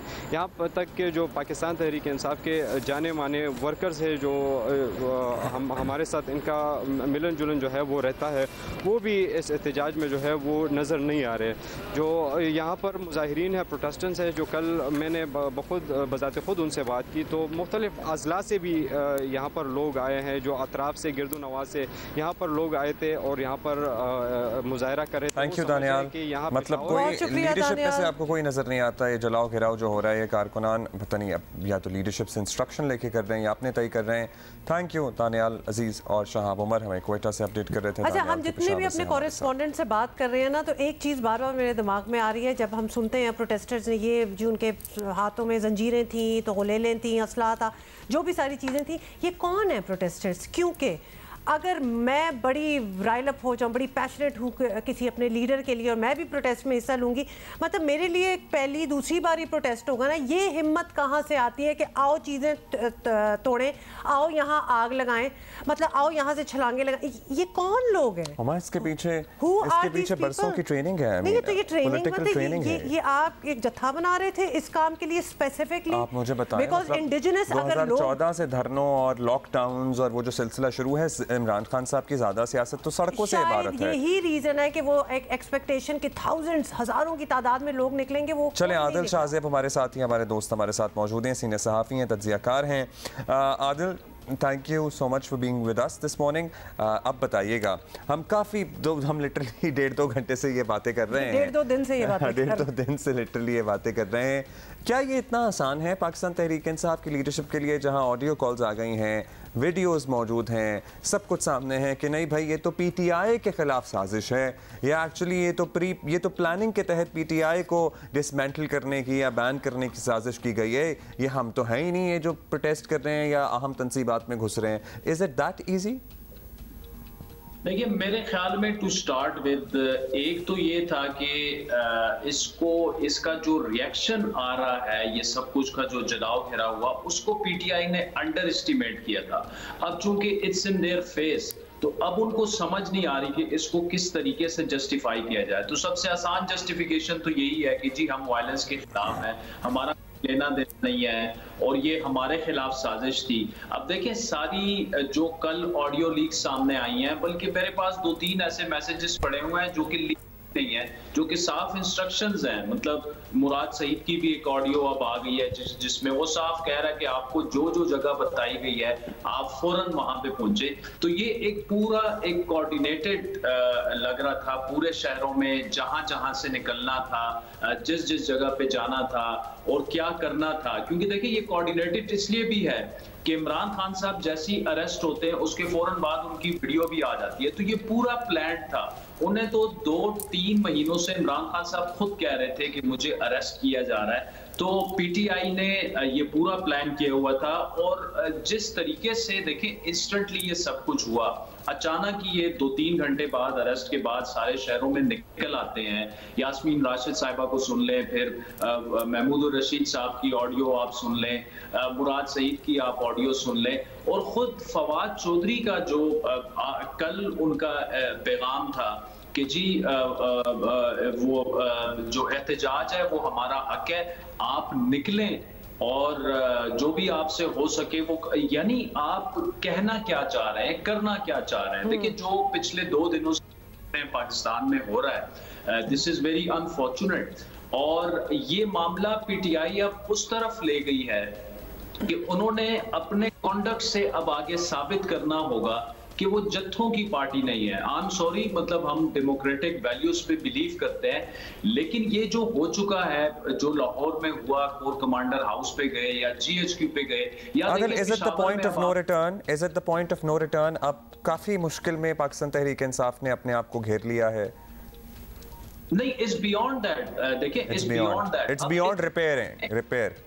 तहरीक इंसाफ ने, पीटीआई ने इस वक्त अपने आप को, पहले ही वो बंद गली में थे इमरान खान साहब की सियासत की वजह से, ये, लेकिन इस अमल के बाद तो उन्होंने फौज के पास कोई ऑप्शन ही नहीं छोड़ा कि मजीद रिस्ट्रेंट शो किया जाए। देखिए उस दिन, यानी कल जितना रिस्ट्रेंट फौज ने शो किया, मेरे ख्याल में इन 75 सालों में उन्होंने इतना शो नहीं किया। और कल जो प्रेस रिलीज आई उसकी वर्डिंग भी आप देख लें, बड़ा क्लियर एक मैसेज है कि हमने इतना तो हमारे दुश्मनों ने हमारे साथ नहीं किया, तो इतना रिस्ट्रेंट उन्होंने शो किया है। लेकिन उसके बावजूद मैं ये समझता हूं कि एक मैसेज ये जाना चाहिए, और जाएगा भी इसके बाद, मेरा ख्याल है कि जो रियासत की रिट है वो बहाल करनी पड़ेगी। और मेरे ख्याल में जो हम ये अरेस्ट वगैरह और ये सारी चीजें देख रहे हैं, तो PTI is in deep trouble. जो अच्छा आदिल, ये आप मुराद सईद का भी आपने जिक्र किया, यास्मीन राशिद का भी आप जिक्र कर रहे हैं। ऑब्वियसली इस किस्म की बातें हो रही थी कि वो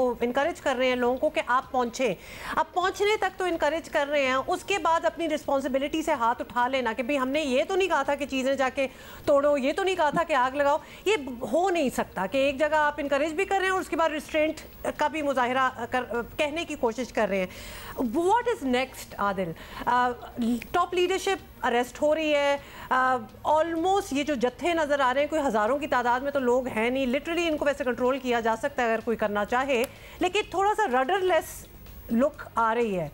ये ऑन देयर ओन ही, कभी रेडियो पाकिस्तान तो कभी चागी मॉन्यूमेंट तो कभी ये, इन्होंने पहुंचना किधर है? क्योंकि ये अगर रिहाई चाहते हैं या फौरन इनकी माने जो हैं डिमांड्स, और खान साहब भी छुट जाए और बाकी भी, ये होने नहीं वाला, इमीडिएटली तो नहीं होने वाला। So where are they going with this? देखिए मेरे ख्याल में आज से चूंकि अरेस्ट वगैरह काफी हो गई हैं, तो आपको नजर आएगा कि आज से सिचुएशन काम डाउन होना शुरू हो जाएगी। क्योंकि एक तो उनको कोई इंस्ट्रक्शंस वगैरह इसके बाद नहीं मिलेगी, टॉप टियर लीडरशिप उनकी सारी अरेस्ट हो गई है। फिर अभी खबर ये है कि केपी में भी, जहां पर एफसी के हेडक्वार्टर पर बराह रास्त इन्होंने फायरिंग की, या मवेशी मंडी जला दी, या रेडियो पाकिस्तान की जो एक तारीखी बिल्डिंग थी 1935 में वो बनी थी, वो जला दी, तो वहां पर भी तैमूर सलीम जगड़ा साहब हैं, कामरान बंगश हैं, फजले लाई हैं, जिनका आपके रिपोर्टर्स ने नाम भी लिया। तो 3 MPO के तहत उन्हें अरेस्ट वगैरह किया जा सकता है। तो ये सब सारे अरेस्ट वगैरह जब कंप्लीट हो जाएंगे तो ये सिचुएशन वैसे ही ऑटोमेटिकली काम डाउन हो जाएगी। दूसरा देखिए, ये जो 200-250 लोगों की बात नहीं है, बात ये है कि आप अगर मजमा हो, ऑर्गेनाइज डिसिप्लिन एक प्रोटेस्ट हो रहा हो, अगर वो 10 लाख लोग भी हों वो मैनेजेबल होते हैं। लेकिन अगर 100 लोग भी हों, वो बुलवाई हो, वो जत्थे हों, उनके पास असला हो, तो उनके साथ आप क्या करेंगे? स्टेट को रिस्ट्रेंट शो करनी होती है, लेकिन अगर वो डायरेक्ट आप पे गोली चलाएं, आपकी मतलब इमलाक पे आना शुरू कर दें, तो स्टेट के पास तो फिर कोई दूसरा रास्ता ही नहीं है। तो दिन 2 तो रिस्ट्रेंट शो हुआ, मेरा नहीं ख्याल कि आज के बाद इवन 1% रिस्ट्रेंट, जो कल प्रेस रिलीज में भी आया, वाज़े अल्फाज में लिखा गया कि अब दोबारा किया गया तो they would be no restraint other. लेकिन एट द सेम टाइम हमारी तारीख भरी पड़ी है पॉलिटिकल विक्टिमाइजेशन से। अब हम शाह महमूद की बात कर लें, असद उमर की बात कर लें, इन लोगों की ना इस तरह की ऑडियोज़ आई, ना इस तरह से ये लोगों को वायलेंस पे उकसाते हुए नज़र आए, लेकिन ये गिरफ्तार हो गए। तो क्या ये, और होपफुली के कानून के मुताबिक ही आगे जो भी कार्रवाई बढ़ेगी, लेकिन at the same time it is very difficult to balance कि पॉलिटिकल विक्टिमाइजेशन भी ना हो, जो हम एटलीस्ट अपने प्लेटफॉर्म्स पे कोई भी सहाफ़ी नहीं चाहता, जो पहले होता रहा है कि हो पॉलिटिकली विक्टिमाइज किया जाए लीडरशिप को। सो वो किस तरह से एक्सप्लेन करेंगे? इंश्योर करेगी ये गवर्नमेंट? लिटरली पीटीआई की इस वक्त सीनियर लीडरशिप सारों को ही पकड़ लिया है, तो ये भी अजीबोगरीब बात नहीं है कि आप एक खामोशी करना चाह रहे हैं उधर। हाँ। सारों को उठा लें, जो चले इन्वॉल्व हैं, जिनकी इन्वॉल्वमेंट साबित हो रही है, उनका तो अरेस्ट बनता है, बाकियों को क्यों पकड़ा जा रहा है? देखिए अब्दुल्ला नुमा, ये मेरे ख्याल में कि सबसे की क्वेश्चन है, बड़ा इंपॉर्टेंट क्वेश्चन है, जो आपसे भी हो रहा होगा, मुझसे भी एज ए जर्नलिस्ट हो रहा है। और मुझे नहीं याद कि मेरी सहाफती कैरियर में कहीं पे भी पॉलिटिकल विक्टिमाइजेशन आई हो और उसे ओपनली और स्ट्रांगली मैंने कंडेम ना किया हो। 3.5 साल में PMLN के साथ जो हुआ, पीपल्स पार्टी के साथ हुआ, और उस कंडेमेशन की वजह से we've been through a lot PTI के टेन्योर में। इस वक्त भी जिस तरह इमरान खान साहब की उनको जिस तरीके से अरेस्ट किया गया, मेरा ख्याल है वो अवॉइड किया जा सकता था। लेकिन देखिए अब ये स्टेज ऐसा पहुंच चुका है कि हमें बड़ा क्लियर हेडेड अप्रोच अपनाना चाहिए बतौर पाकिस्तानी जर्नलिस्ट। उसकी वजह ये है कि इन 75 इयर्स में इससे पहले इस तरह स्टेट इंस्टीट्यूशंस पे डायरेक्टली जाके अटैक नहीं हुआ था फिजिकली जिस तरह से हो रहा है। तो अभी तो ये मामला जो है वो सियासत को थोड़ा सा हमें साइड पे करना होगा 2-3 दिन, और ये देखना होगा कि इस वक्त जो मेरी रियासत या मेरा मुल्क एक नाकाम रियासत के तौर पर पूरी दुनिया में मीडिया में फ्लैश हो रही है, हेडलाइंस पेश किया जा रहा है, क्या इधर पहले फुल स्टॉप लगना चाहिए, उसके बाद सियासत के बारे में सोचना चाहिए? मेरे ख्याल में ये अप्रोच जो है ये हमारी अब फौज को भी अपनाना होगा, गवर्नमेंट को भी अपनाना होगा, लेकिन साथ में पॉलिटिकल विक्टिमाइजेशन की जहां जहां से बू आ रही है, जाहिर बात है अब पहला देखिए मेरे ख्याल में पहली स्ट्रेटेजी और पहली प्रायोरिटी ये है कि लॉ एंड ऑर्डर जो है वो इंश्योर किया जाए। देखिए मेरे कैपिटल में इस वक्त रोडों पर अगर फौज है, KP में फौज है, पंजाब में फौज है, 60-70% मेरे मुल्क में फौज है, तो मैं सियासत का क्या इस वक्त सोचूंगा? तो पहले तो हमें ये सोचना चाहिए कि PTI को जिस डगर पे ले आई है, पहले तो PTI में कोई फॉरवर्ड ब्लॉक आपको बनता नजर आ रहा है आने वाले दिनों में? जी, PTI में कोई फॉरवर्ड ब्लॉक आपको बनता नजर आ रहा है आने वाले दिनों में? ये पार्टी इंटैक्ट रहेगी, डिसमेंटल होगी इसके बाद? मैं उस पे भी आ रहा हूँ, लेकिन ये वाला जवाब मैं कर लूं कि जो विक्टिमाइजेशन, अगर ये मामला लॉ एंड ऑर्डर हो जाता है और उसके बाद अगर गवर्नमेंट जो है फर्दर अरेस्ट करती है बगैर किसी वजह के, लॉ एंड ऑर्डर सब कुछ ठीक हो जाता है, फिर हम खुल के बोलेंगे कि आप जिस तरह आप पॉलिटिकल विक्टिमाइजेशन का शिकार हुए थे, अब आप PTI को निशाना बना रहे हैं। अच्छा, जहां तक फॉरवर्ड ब्लॉक की बात है, देखिए हमारी सियासत इसी तरह रही है कि जो पार्टी कमजोर होने पे आती है, और इस दफा तो उल्टा मामला हो रहा है। एस्टेब्लिशमेंट PTI को कमजोर नहीं कर रही, इससे पहले हमारी एस्टेब्लिशमेंट पॉलिटिकल पार्टीज को कमजोर करती आई है। इस दफा PTI ने आपको खुद पैरों पर कुल्हाड़ी मारी है। तो PTI जितना कमजोर होती जाएगी, 4-5 MNAs को तो मैं जानता हूं जो इस वक्त टॉप्स में है, जो हमसे पूछ रहे हैं हम किस पार्टी में जाएं। Adil, this is all the time we have. Thank you so much for your analysis. Thank you, Adil. Thank you for being on our show. Hopefully everybody has a good day. Well, हम तो उम्मीद ही कर सकते हैं ना, लेकिन और हम दुआ भी कर रहे हैं, एक्चुअली हम दुआ कर रहे हैं क्योंकि हमारा दिल दुखा हुआ है। Who wants to live like this? Seriously, मतलब यहाँ से ये खबर, वहाँ से वो खबर, and also with no internet जी। और हम ये वो वाला सेगमेंट है जिसमें हम ऑफ एयर भी बड़ी गप्पे लगा रहे हैं। हमारा बड़ा ही इंटरेस्ट है, वैसे ही हमारा इंटरेस्ट है, और आज हमें बात करने का मौका भी मिल रहा है। तो आपको बता दें कि आर्किटेक्चर या फ़न तामीर का मोबेश उतना ही पुराना है जितना कि खुद इंसान, और पाकिस्तान में भी आर्किटेक्चर डिज़ाइन का काम जो है वो क़याम के वक्त से ही हो रहा है। और 1954 में आपको बता दें कि मामूरों, सही मैंने वर्ड यूज किया, मेमारों ने, क्या मतलब होता है इसका? एज इन तामीर करने वाले, मेमार जैसे तामीर से हस्त किया हमने, वो क्यों नहीं हम वर्ड यूज करते, आजकल ज़्यादा यूज होता है।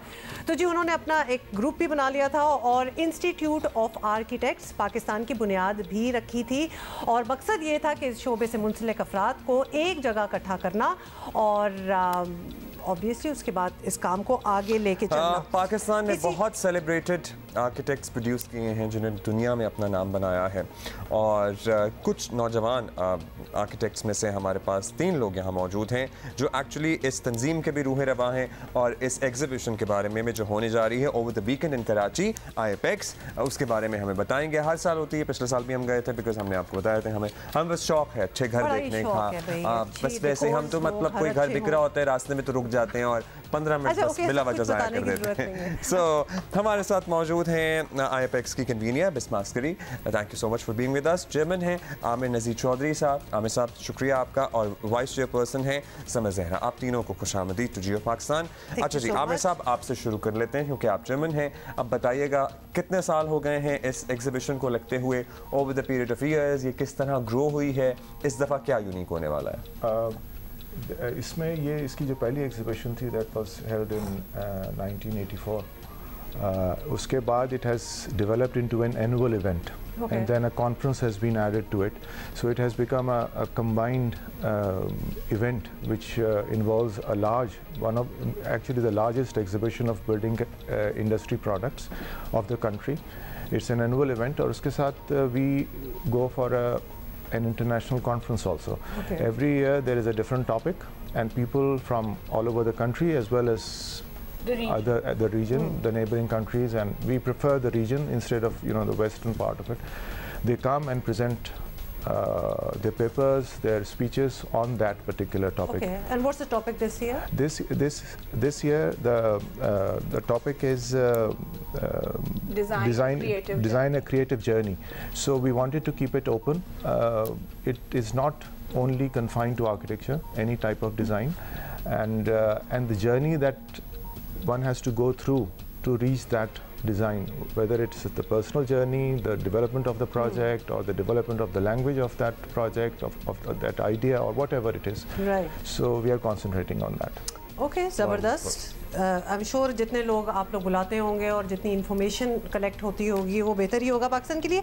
थोड़ा सा हम अपनी कंस्ट्रक्शन पे आ जाते हैं, because a lot of people जब आर्किटेक्ट कोई सामने आते हैं, जैसे डॉक्टर सामने आ जाए तो अपनी बीमारी याद आ जाती है ना, तो आर्किटेक्ट्स का भी ये कि हम दुनिया में देखते हैं कि नई इजादात हो रही हैं, नए मटीरियल्स आ रहे हैं, मौसम के मुताबिक जो उनको उनकी टेरेन को जो चीज़ सूट करती है, सारी एडजस्टमेंट्स होती जाती हैं with time. Not for us so much, हम बिल्कुल वही सीमेंट, वही पत्थर, हम उन्हीं चीज़ों में एक तो फंसे हुए हैं टू द इफेक्ट कि कभी कभार वो सूट भी नहीं कर रहा होता। जैसे कराची को अगर हम एग्जांपल लें, CBU को अगर आप देख लें, बड़ी बड़ी बिल्डिंग्स बनी हुई हैं, घर सालों से लोग रह रहे हैं, क्रम्बल कर रहे हैं नीचे, और लोग कहते हैं जी सीमेंट से बने हुए हैं, वो पहले ही पानी चूसता है और इतनी नमी है तो ये मटेरियल सही यूज़ नहीं हुआ होगा। हम मटेरियल पे कंसंट्रेट क्यों नहीं करते? किससे मैं पूछूं? समर आप बताइए। मटेरियल, अच्छा जो एग्जीबिशन है, मैं इसको एग्जीबिशन से इनलाइन जवाब दूंगी। वो मकसद ही यही है कि लोकल मटेरियल्स को हाईलाइट करें, एक ही प्लेटफॉर्म में सारे लोकल मटेरियल्स आ जाएं, whether it's tile, whether it's cement, whether it's glass, because glass में भी काफ़ी ऐसी वेरिएशंस हैं जो सिर्फ हमारे क्लाइमेट को सूट करती हैं। ये शायद किसी लेमैन या ऑर्डिनरी पर्सन को नहीं पता, बट यही चीज़ क्यों नहीं पता हम? बिकॉज सॉरी मैं ऐड करना चाहूँगी, आई थिंक यहाँ पर हम as a field of architecture को ज़्यादा वो अहमियत नहीं देते हैं, और हम कॉन्ट्रैक्टर बिल्ड बहुत सारी चीज़ें कर लेते हैं, या बिल्कुल या बिल्ड होती हैं जी, लेकिन हम करोड़ों रुपए देते हैं, मतलब हार्ड अर्न मनी, एक घर, और एक पाकिस्तानियों का एक घर होता है बेसिकली, और फिर पूरी जिंदगी उसी में, और आगे बच्चे भी उसी में जनरेशंस चलती हैं, बिल्कुल। So why not give more attention to it? But I think it's a field that we all the three of us can easily say के बहुत लोग कहते हैं मगर ये तो बहुत महंगा है, आप लोग ज्यादा चार्ज कर रहे हैं। This is where it stops, the money part. Money part. अच्छा। तो इतना लॉन्ग टर्म लोग नहीं सोचते कि फॉर द टाइम बीइंग जो है बजट को कंट्रोल कर लिया जाए, and it has more to do with I think ultimately आप ज़्यादा पैसे लगा देते हैं वो चंद पैसे बचाने की खातिर, लॉन्ग टर्म नहीं सोचते। अच्छा समर, आप ही से हम पूछना चाहेंगे इस मरतबा what are we looking forward to in exhibition? मतलब कुछ ऐसी चीज़, मे बी कुछ मटेरियल्स पे कुछ वेंडर्स अगर हमें ऑन स्पॉट डिस्काउंट्स दें तो लोग जो घर बना रहे हैं उनको अट्रैक्शन ज़्यादा हो ताकि हम ख़रीद सकें, या फिर हमें नए मटेरियल्स देखने को मिलेंगे, क्या कुछ होने वाला है? ये इस दफ़ा हमें काफ़ी नए मटेरियल्स देखने को मिलेंगे। We have because of the import ban, there are lots of new vendors that have come up with new products and new innovation. Bisma, who is the convener, IFX, would be more in line to... I think local vendors ko is, I think in the last 15 months, 18 months have really given architects an opportunity to experiment with the new materials that Samar's talking about, कि वो आ रहे हैं. They're developing things. Yes, industry इतनी developed अभी नहीं है, मगर कोशिश जारी है. हम भी push करते हैं as architects. We push our vendors and people, you know, the industry कि ये develop करें, बाहर देखें ये बन रहा है, आप locally भी develop करें, क्योंकि जो बाहर से जो चीज़ें आती हैं आजकल with the import bans and all and the prices, I don't think anyone is able to use those. I think we're also highlighting, small businesses and entrepreneurs this year because इतना बड़ा store या इतनी बड़ी marketing शायद हर किसी के पास वो सलाहियत नहीं है. So we're also trying to promote small businesses who are trying to innovate new materials. अच्छा, क्या हम वहाँ पहुँच गए हैं जो हम बाहर के मुल्कों में देखते हैं कि almost ready-made parts मिला के घर भी बन जाते हैं, बड़ी जल्दी से बन जाते हैं. पूरी दीवारें with installed windows and electrical wires and everything आती हैं. Ready-made उनकी होती हैं, आपको उधर जाके almost to the point of assemble आपने करना होता है. Flat pack. Are we there yet? अच्छा, बाहर के मुल्कों में इसको इस तरह प्रमोट किया जाता है कि economical है और ये इजीली हो जाता है, जल्दी हो जाता है. आप और वो भी महीनों बनते हैं लगने में, कोई एक दिन में नहीं बना रहे होते हैं. They take 8-9 months to, you know, जादू नहीं हो रहा. develop a house. तो economic, we are not there yet. Economical तो definitely होता है because anything that is industrially produced in a factory, you know, in a factory line is economical. Obviously, it cuts down on labor and everything, and repetitive होता है. आप automatic plants पे उस चीज़ को बना सकते हैं and so on and so forth. We are not there. We are far away from there, and to be very, to be fair to Pakistan, you know, we are a very small market. You know, we cannot afford to have those kind of industries put in place just to serve this small market. Those work well either you have a very big market of your own or या export कर रहे हो आप. I'm sure you know better because you are in the business, but market wise देखा जाए we are millions of billions of people, everybody wanting a house of their own. एक हमारी Dzire waste से ज्यादा हमारे लिए अपना घर होना ये हमारी फितरत में है. तो हमें ज्यादा जरूरत है. ऑफ कोर्स मार्केट में साउथ एशियन फितरत है, पता नहीं पूरी दुनिया में इंसान की दुनिया में नहीं है. हमें जमीन भी चाहिए, घर भी चाहिए, मगर अफोर्डेबिलिटी भी तो देखें ना. अफोर्डेबिलिटी कहीं नहीं है. हाँ, वो नहीं. सबसे पहले जमीन ही नहीं. बात यह है ना कि देखें दिल चाहना और बात है, मगर जहाँ पे हमारा मुल्क इस वक्त खड़ा है, आप मुझे बताइए कि उसमें से कितने फीसद लोग हैं घर नहीं बना सकते. नहीं बना सकते. नहीं, जिंदगी भर कमाएंगे. और बाय द वे नहीं इतना नहीं कर पूरी दुनिया में यही हाल हुआ है अब तो. So you know let's be fair to you know the. अच्छा, हमारी अपनी जो एक तो हमें डेट्स बता दीजिए और लास्टली ये कि हमारी अपनी जो टेक्निक्स हैं जो हम लिटरली हम शाही किला में मोज़ैक देखते हैं तो हैरान रह जाते हैं कि ये किस तरह मार्बल में पूरे फिगर्स बना दिए गए और इस तरह प्रिसिजन से पत्तियां कटी हुई हैं कि बंदा दंग रह जाए. Not even like today. ये हम क्यों नहीं दुनिया में एक्सपोर्ट कर सके ये फन? देखें, ये फन तो खत्म हो चुका. हाँ, ये इस मट्टी का फन था. हाँ, जो those people are not there anymore. So either you develop that whole field again and the market for it, but now this will not happen. I personally think with the robotics and the artificial intelligence and everything happening right now. तो उसमें convert हो जाए ना सारा कुछ. So this will, that can happen. But वो fun जो है वो फन तो नहीं रहेगा ना. So it will probably be, आप ये सारा काम laser cutting and CNC and all उससे कर सकते हैं if you want.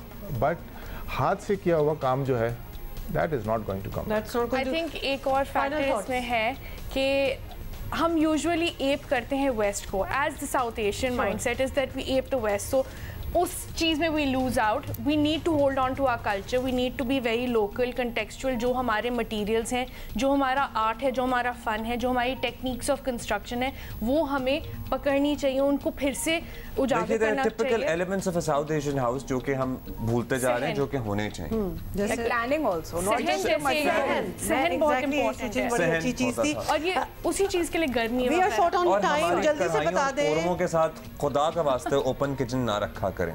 हाँ, ये हमारे बिरयानियाँ, पकड़ियाँ, निहारियाँ, हमारा क्यूजीन ही नहीं है ओपन किचन वाला। ये IAPEX का बता दें कितने दिनों की ये है एग्जीबिशन और कब स्टार्ट हो रही है, कब इंशाल्लाह? It's starting tomorrow 12th May Friday at expo centre halls 1, 2 and 3 और ये ख़त्म हो रही है संडे को 14 तारीख।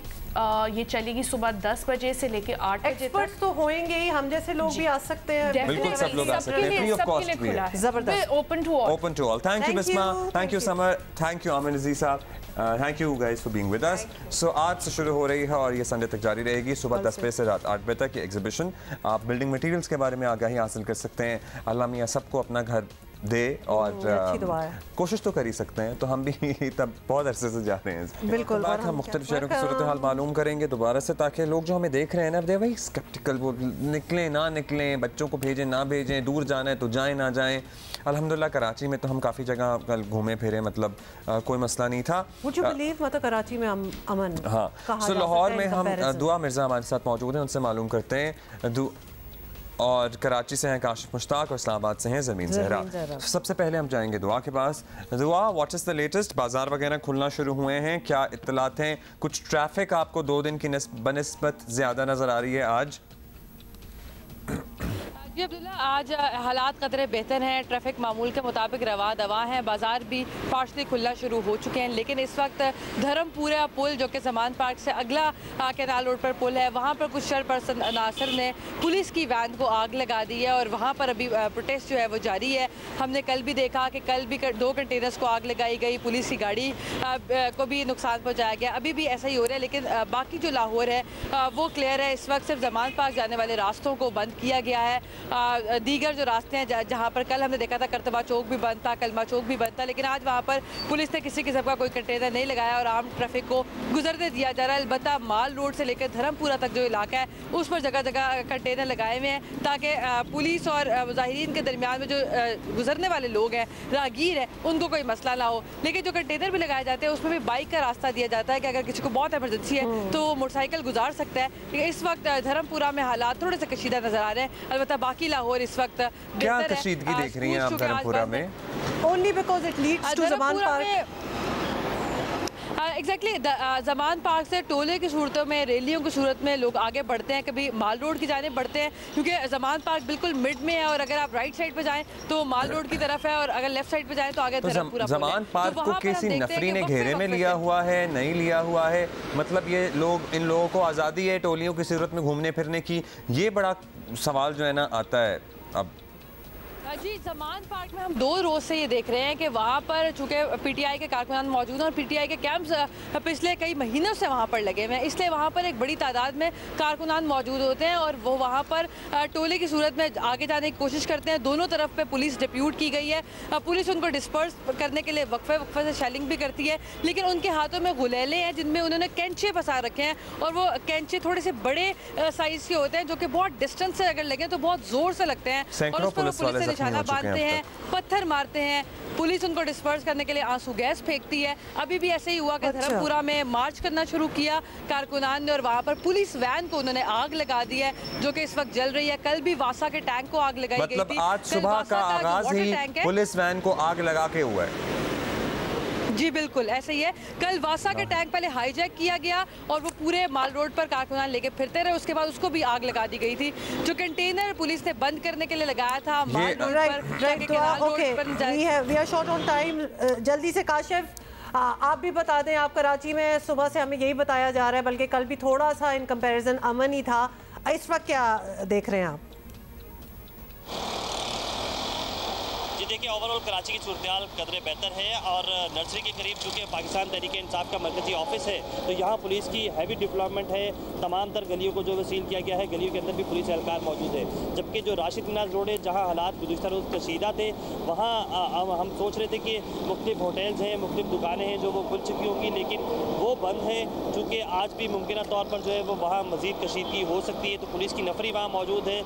कोशिश ये की जा रही है कि तमाम तर जो दुकानें हैं, जो होटल्स हैं, जो शोरूम्स वहाँ मौजूद हैं वो खोल दिए जाएँ, लेकिन अब तक वो बंद है, वो अमूमन बंद नहीं होते, अब तक खुल जाते हैं। हमने विजिट किया है पूरे इस इलाके का, तो देखा है कि वहाँ वो चीज़ें बंद हैं। पुलिस की नफरी ना सिर्फ राशिद नियाज़ रोड पर, शाहरा फैसल पर, बल्कि शहर के मुख्तलिफ अहम मकामात पर जो है वो मौजूद है। शाह फैसल कॉलोनी में भी जो है वो गुज़िश्ता रोज़ जब एहतजाज किया गया तो उसका मुकदमा दर्ज कर लिया गया है। 20 अफराद को शाह फैसल कॉलोनी से भी जो है वो गिरफ्तार किया गया है। तो ओवरऑल सिचुएशन काफ़ी बेहतर है। अफसरान जो है वो सड़कों पर नज़र आ रहे हैं और गश्त करते हुए दिखाई दे रहे हैं, और किसी भी शख्स को अगर वो टोलियों की शक्ल में कहीं मौजूद होता है तो उसे फौरी तौर पर वहाँ से हटाने के लिए जो है वो पुलिस की मोबाइलें लगा दी जाती है और कहा जाता है कि यहाँ से मूव कर जाए। तो लोग कराची वाली जो स्ट्रैटेजी है ना बाकी शहरों को भी अपनानी चाहिए। काशिफ हमें बता रहे हैं कि किस तरह से कंट्रोल किया जा रहा है, किस तरह कंट्रोल किया जा रहा है। हमें ज़रमीन ज्वाइन करेंगे इस्लामाबाद से। Zarmeen, what's the latest with you? Latest Islamabad से ये है कि इस्लामाबाद की सूरत हाल वैसे नॉर्मल है। कल जहाँ पे मैं इस वक्त खड़ी हुई हूँ, ये जगह जो है वो एक तरह से मैदान जंग का मंजर पेश कर रही थी, क्योंकि एक तरफ कारकुनान थे जो कि मुश्तिल अफराद थे, और दूसरी जानिब जो थी पुलिस थी। पुलिस की भारी नफरी यहाँ पर मौजूद थी। आंसू गैस की शेलिंग का सिलसिला जारी था और मुजाहिरीन की जानिब से पथराव और जो लाठी चार्ज था वो किया जा रहा था। अब सूरत हाल जो है वो नॉर्मल है। कश्मीर हाईवे जो कि श्रीनगर हाईवे है वो भी मामूल के मुताबिक जुज़वी तौर पर खुली हुई है। रस्ते में कुछ ब्लॉक्स लगे हुए हैं, लेकिन अलबत्ता जो एक्सप्रेस हाईवे है कल वो स्वान रोड से वो बंद थी, आज वो भी खुली हुई है। इस्लामाबाद में ओवरऑल तमाम सड़कें आज खुली हुई हैं, सिर्फ इंटरनेट सर्विस बंद है। साथ ही साथ क्योंकि जब रात को फ़ौज ने कंट्रोल जो है सिक्योरिटी के संभाल लिया था, तो जितनी भी इंतज़ाम बिल्डिंग्स हैं इस्लामाबाद की, इमारात हैं, सरकारी इमारात हैं, वहाँ के सिक्योरिटी का जो कंट्रोल है वो फ़ौज के पास है। और उसके अलावा किसी भी गैर जो सूरत हाल होगी, गैर यकीनी की सूरत हाल या फिर कोई इस तरह की सूरत हाल बनती है जिसमें फ़ौज की ज़रूरत होगी तो वो इंतज़ामिया की मुआवनत करेगी। ओवरऑल इस्लामाबाद में इस वक्त जो है पुलिस लाइन के करीब यहाँ पर सिक्योरिटी की सूरत हाल ज़्यादा सख्त है। यहाँ पर कंटेनर्स लगाकर पुलिस लाइन आने वाले जो रास्ते हैं वो बंद किए गए हैं। अलबत्ता यहाँ पर दिखाई ये दे रहा है कि जिस तरह कल यहाँ पर सिक्योरिटी सख्त थी उस तरह से दिखाई नहीं दे रही। ओवरऑल सारे मुल्क में सूरत हाल बेहतर हो गई है, एक्सेप्ट मुझे लग रहा है Lahore and maybe Peshawar. So दुआ आपसे हम दोबारा जानेंगे। मतलब वो बड़ी हैरानी, ये भी पूछ लें कि खान साहब से आज कोई ऐसी खबरें हैं कि कोई उनके लॉयर्स, कोई उनके, खैर अब ज़्यादातर तो पार्टी लीडर्स अरेस्ट ही हो गए हैं, कि किसी ने उनसे मिलने की दरख्वास्त की, कोई मुलाकातें हुई उधर? अभी लेकिन लाहौर के हालात की अगर बात करें तो जैसे कल लिबर्टी में कॉल दी हुई थी 5 बजे के एहतजाज की, तो लिबर्टी से लेकर सदीक ट्रेड सेंटर और फिर कलमा चौक, जिस जगह पर कॉल दी जाती है, जिस जगह पर कारकुनान ने इकट्ठा होना होता है, उसकी साइड्स को सिक्योरिटी पॉइंट ऑफ व्यू से बंद किया जाता है। लेकिन कारकुनान एक जगह पर इकट्ठे होकर फिर टोलों की सूरत में आसपास के इलाकों में भी जाते हैं और जहाँ पर पुलिस डिप्यूट होती है उनसे तकरार की कोशिश भी करते हुए हमें नजर आ रहे हैं। जैसे ही पुलिस जी दुआ, we are short on time. Zarmeen जल्दी से वो बता दें खान साहब से अगर कोई मुलाकात हुई है कि नहीं? नहीं, खान साहब से अभी तक किसी की मुलाकात की कोई इतलात मौसूल नहीं हुई है। जो मरकज़ी लीडरशिप है वो नफ्स आमा के तहत जो है उनको गिरफ़्तार कर लिया गया था, जिसमें 16 MPO और 3 MPO जो है वो शामिल हैं। लेकिन अभी तक ये बताया जा रहा है कोई इतलात शामिल कोई नहीं हुई। कल जबकि उनको जी ज़रमीन, दुआ एंड काशिफ बहुत शुक्रिया एंड थैंक यू। आप लोग लम्हा ब लम्हा लिटरली जिसे कहते हैं ना, हमें खबर पहुंचा रहे हैं। सारा दिन जियो न्यूज़ पर हमारे नुमाइंदगान मुख्तलिफ शहरों की सूरत हाल बताते रहते हैं ताकि आवाम को आगाह रखा जा सके इंटरनेट की बंदिश के ज़माने में। We will see you tomorrow. इस पे बात करेंगे कल ज़रा तफसील।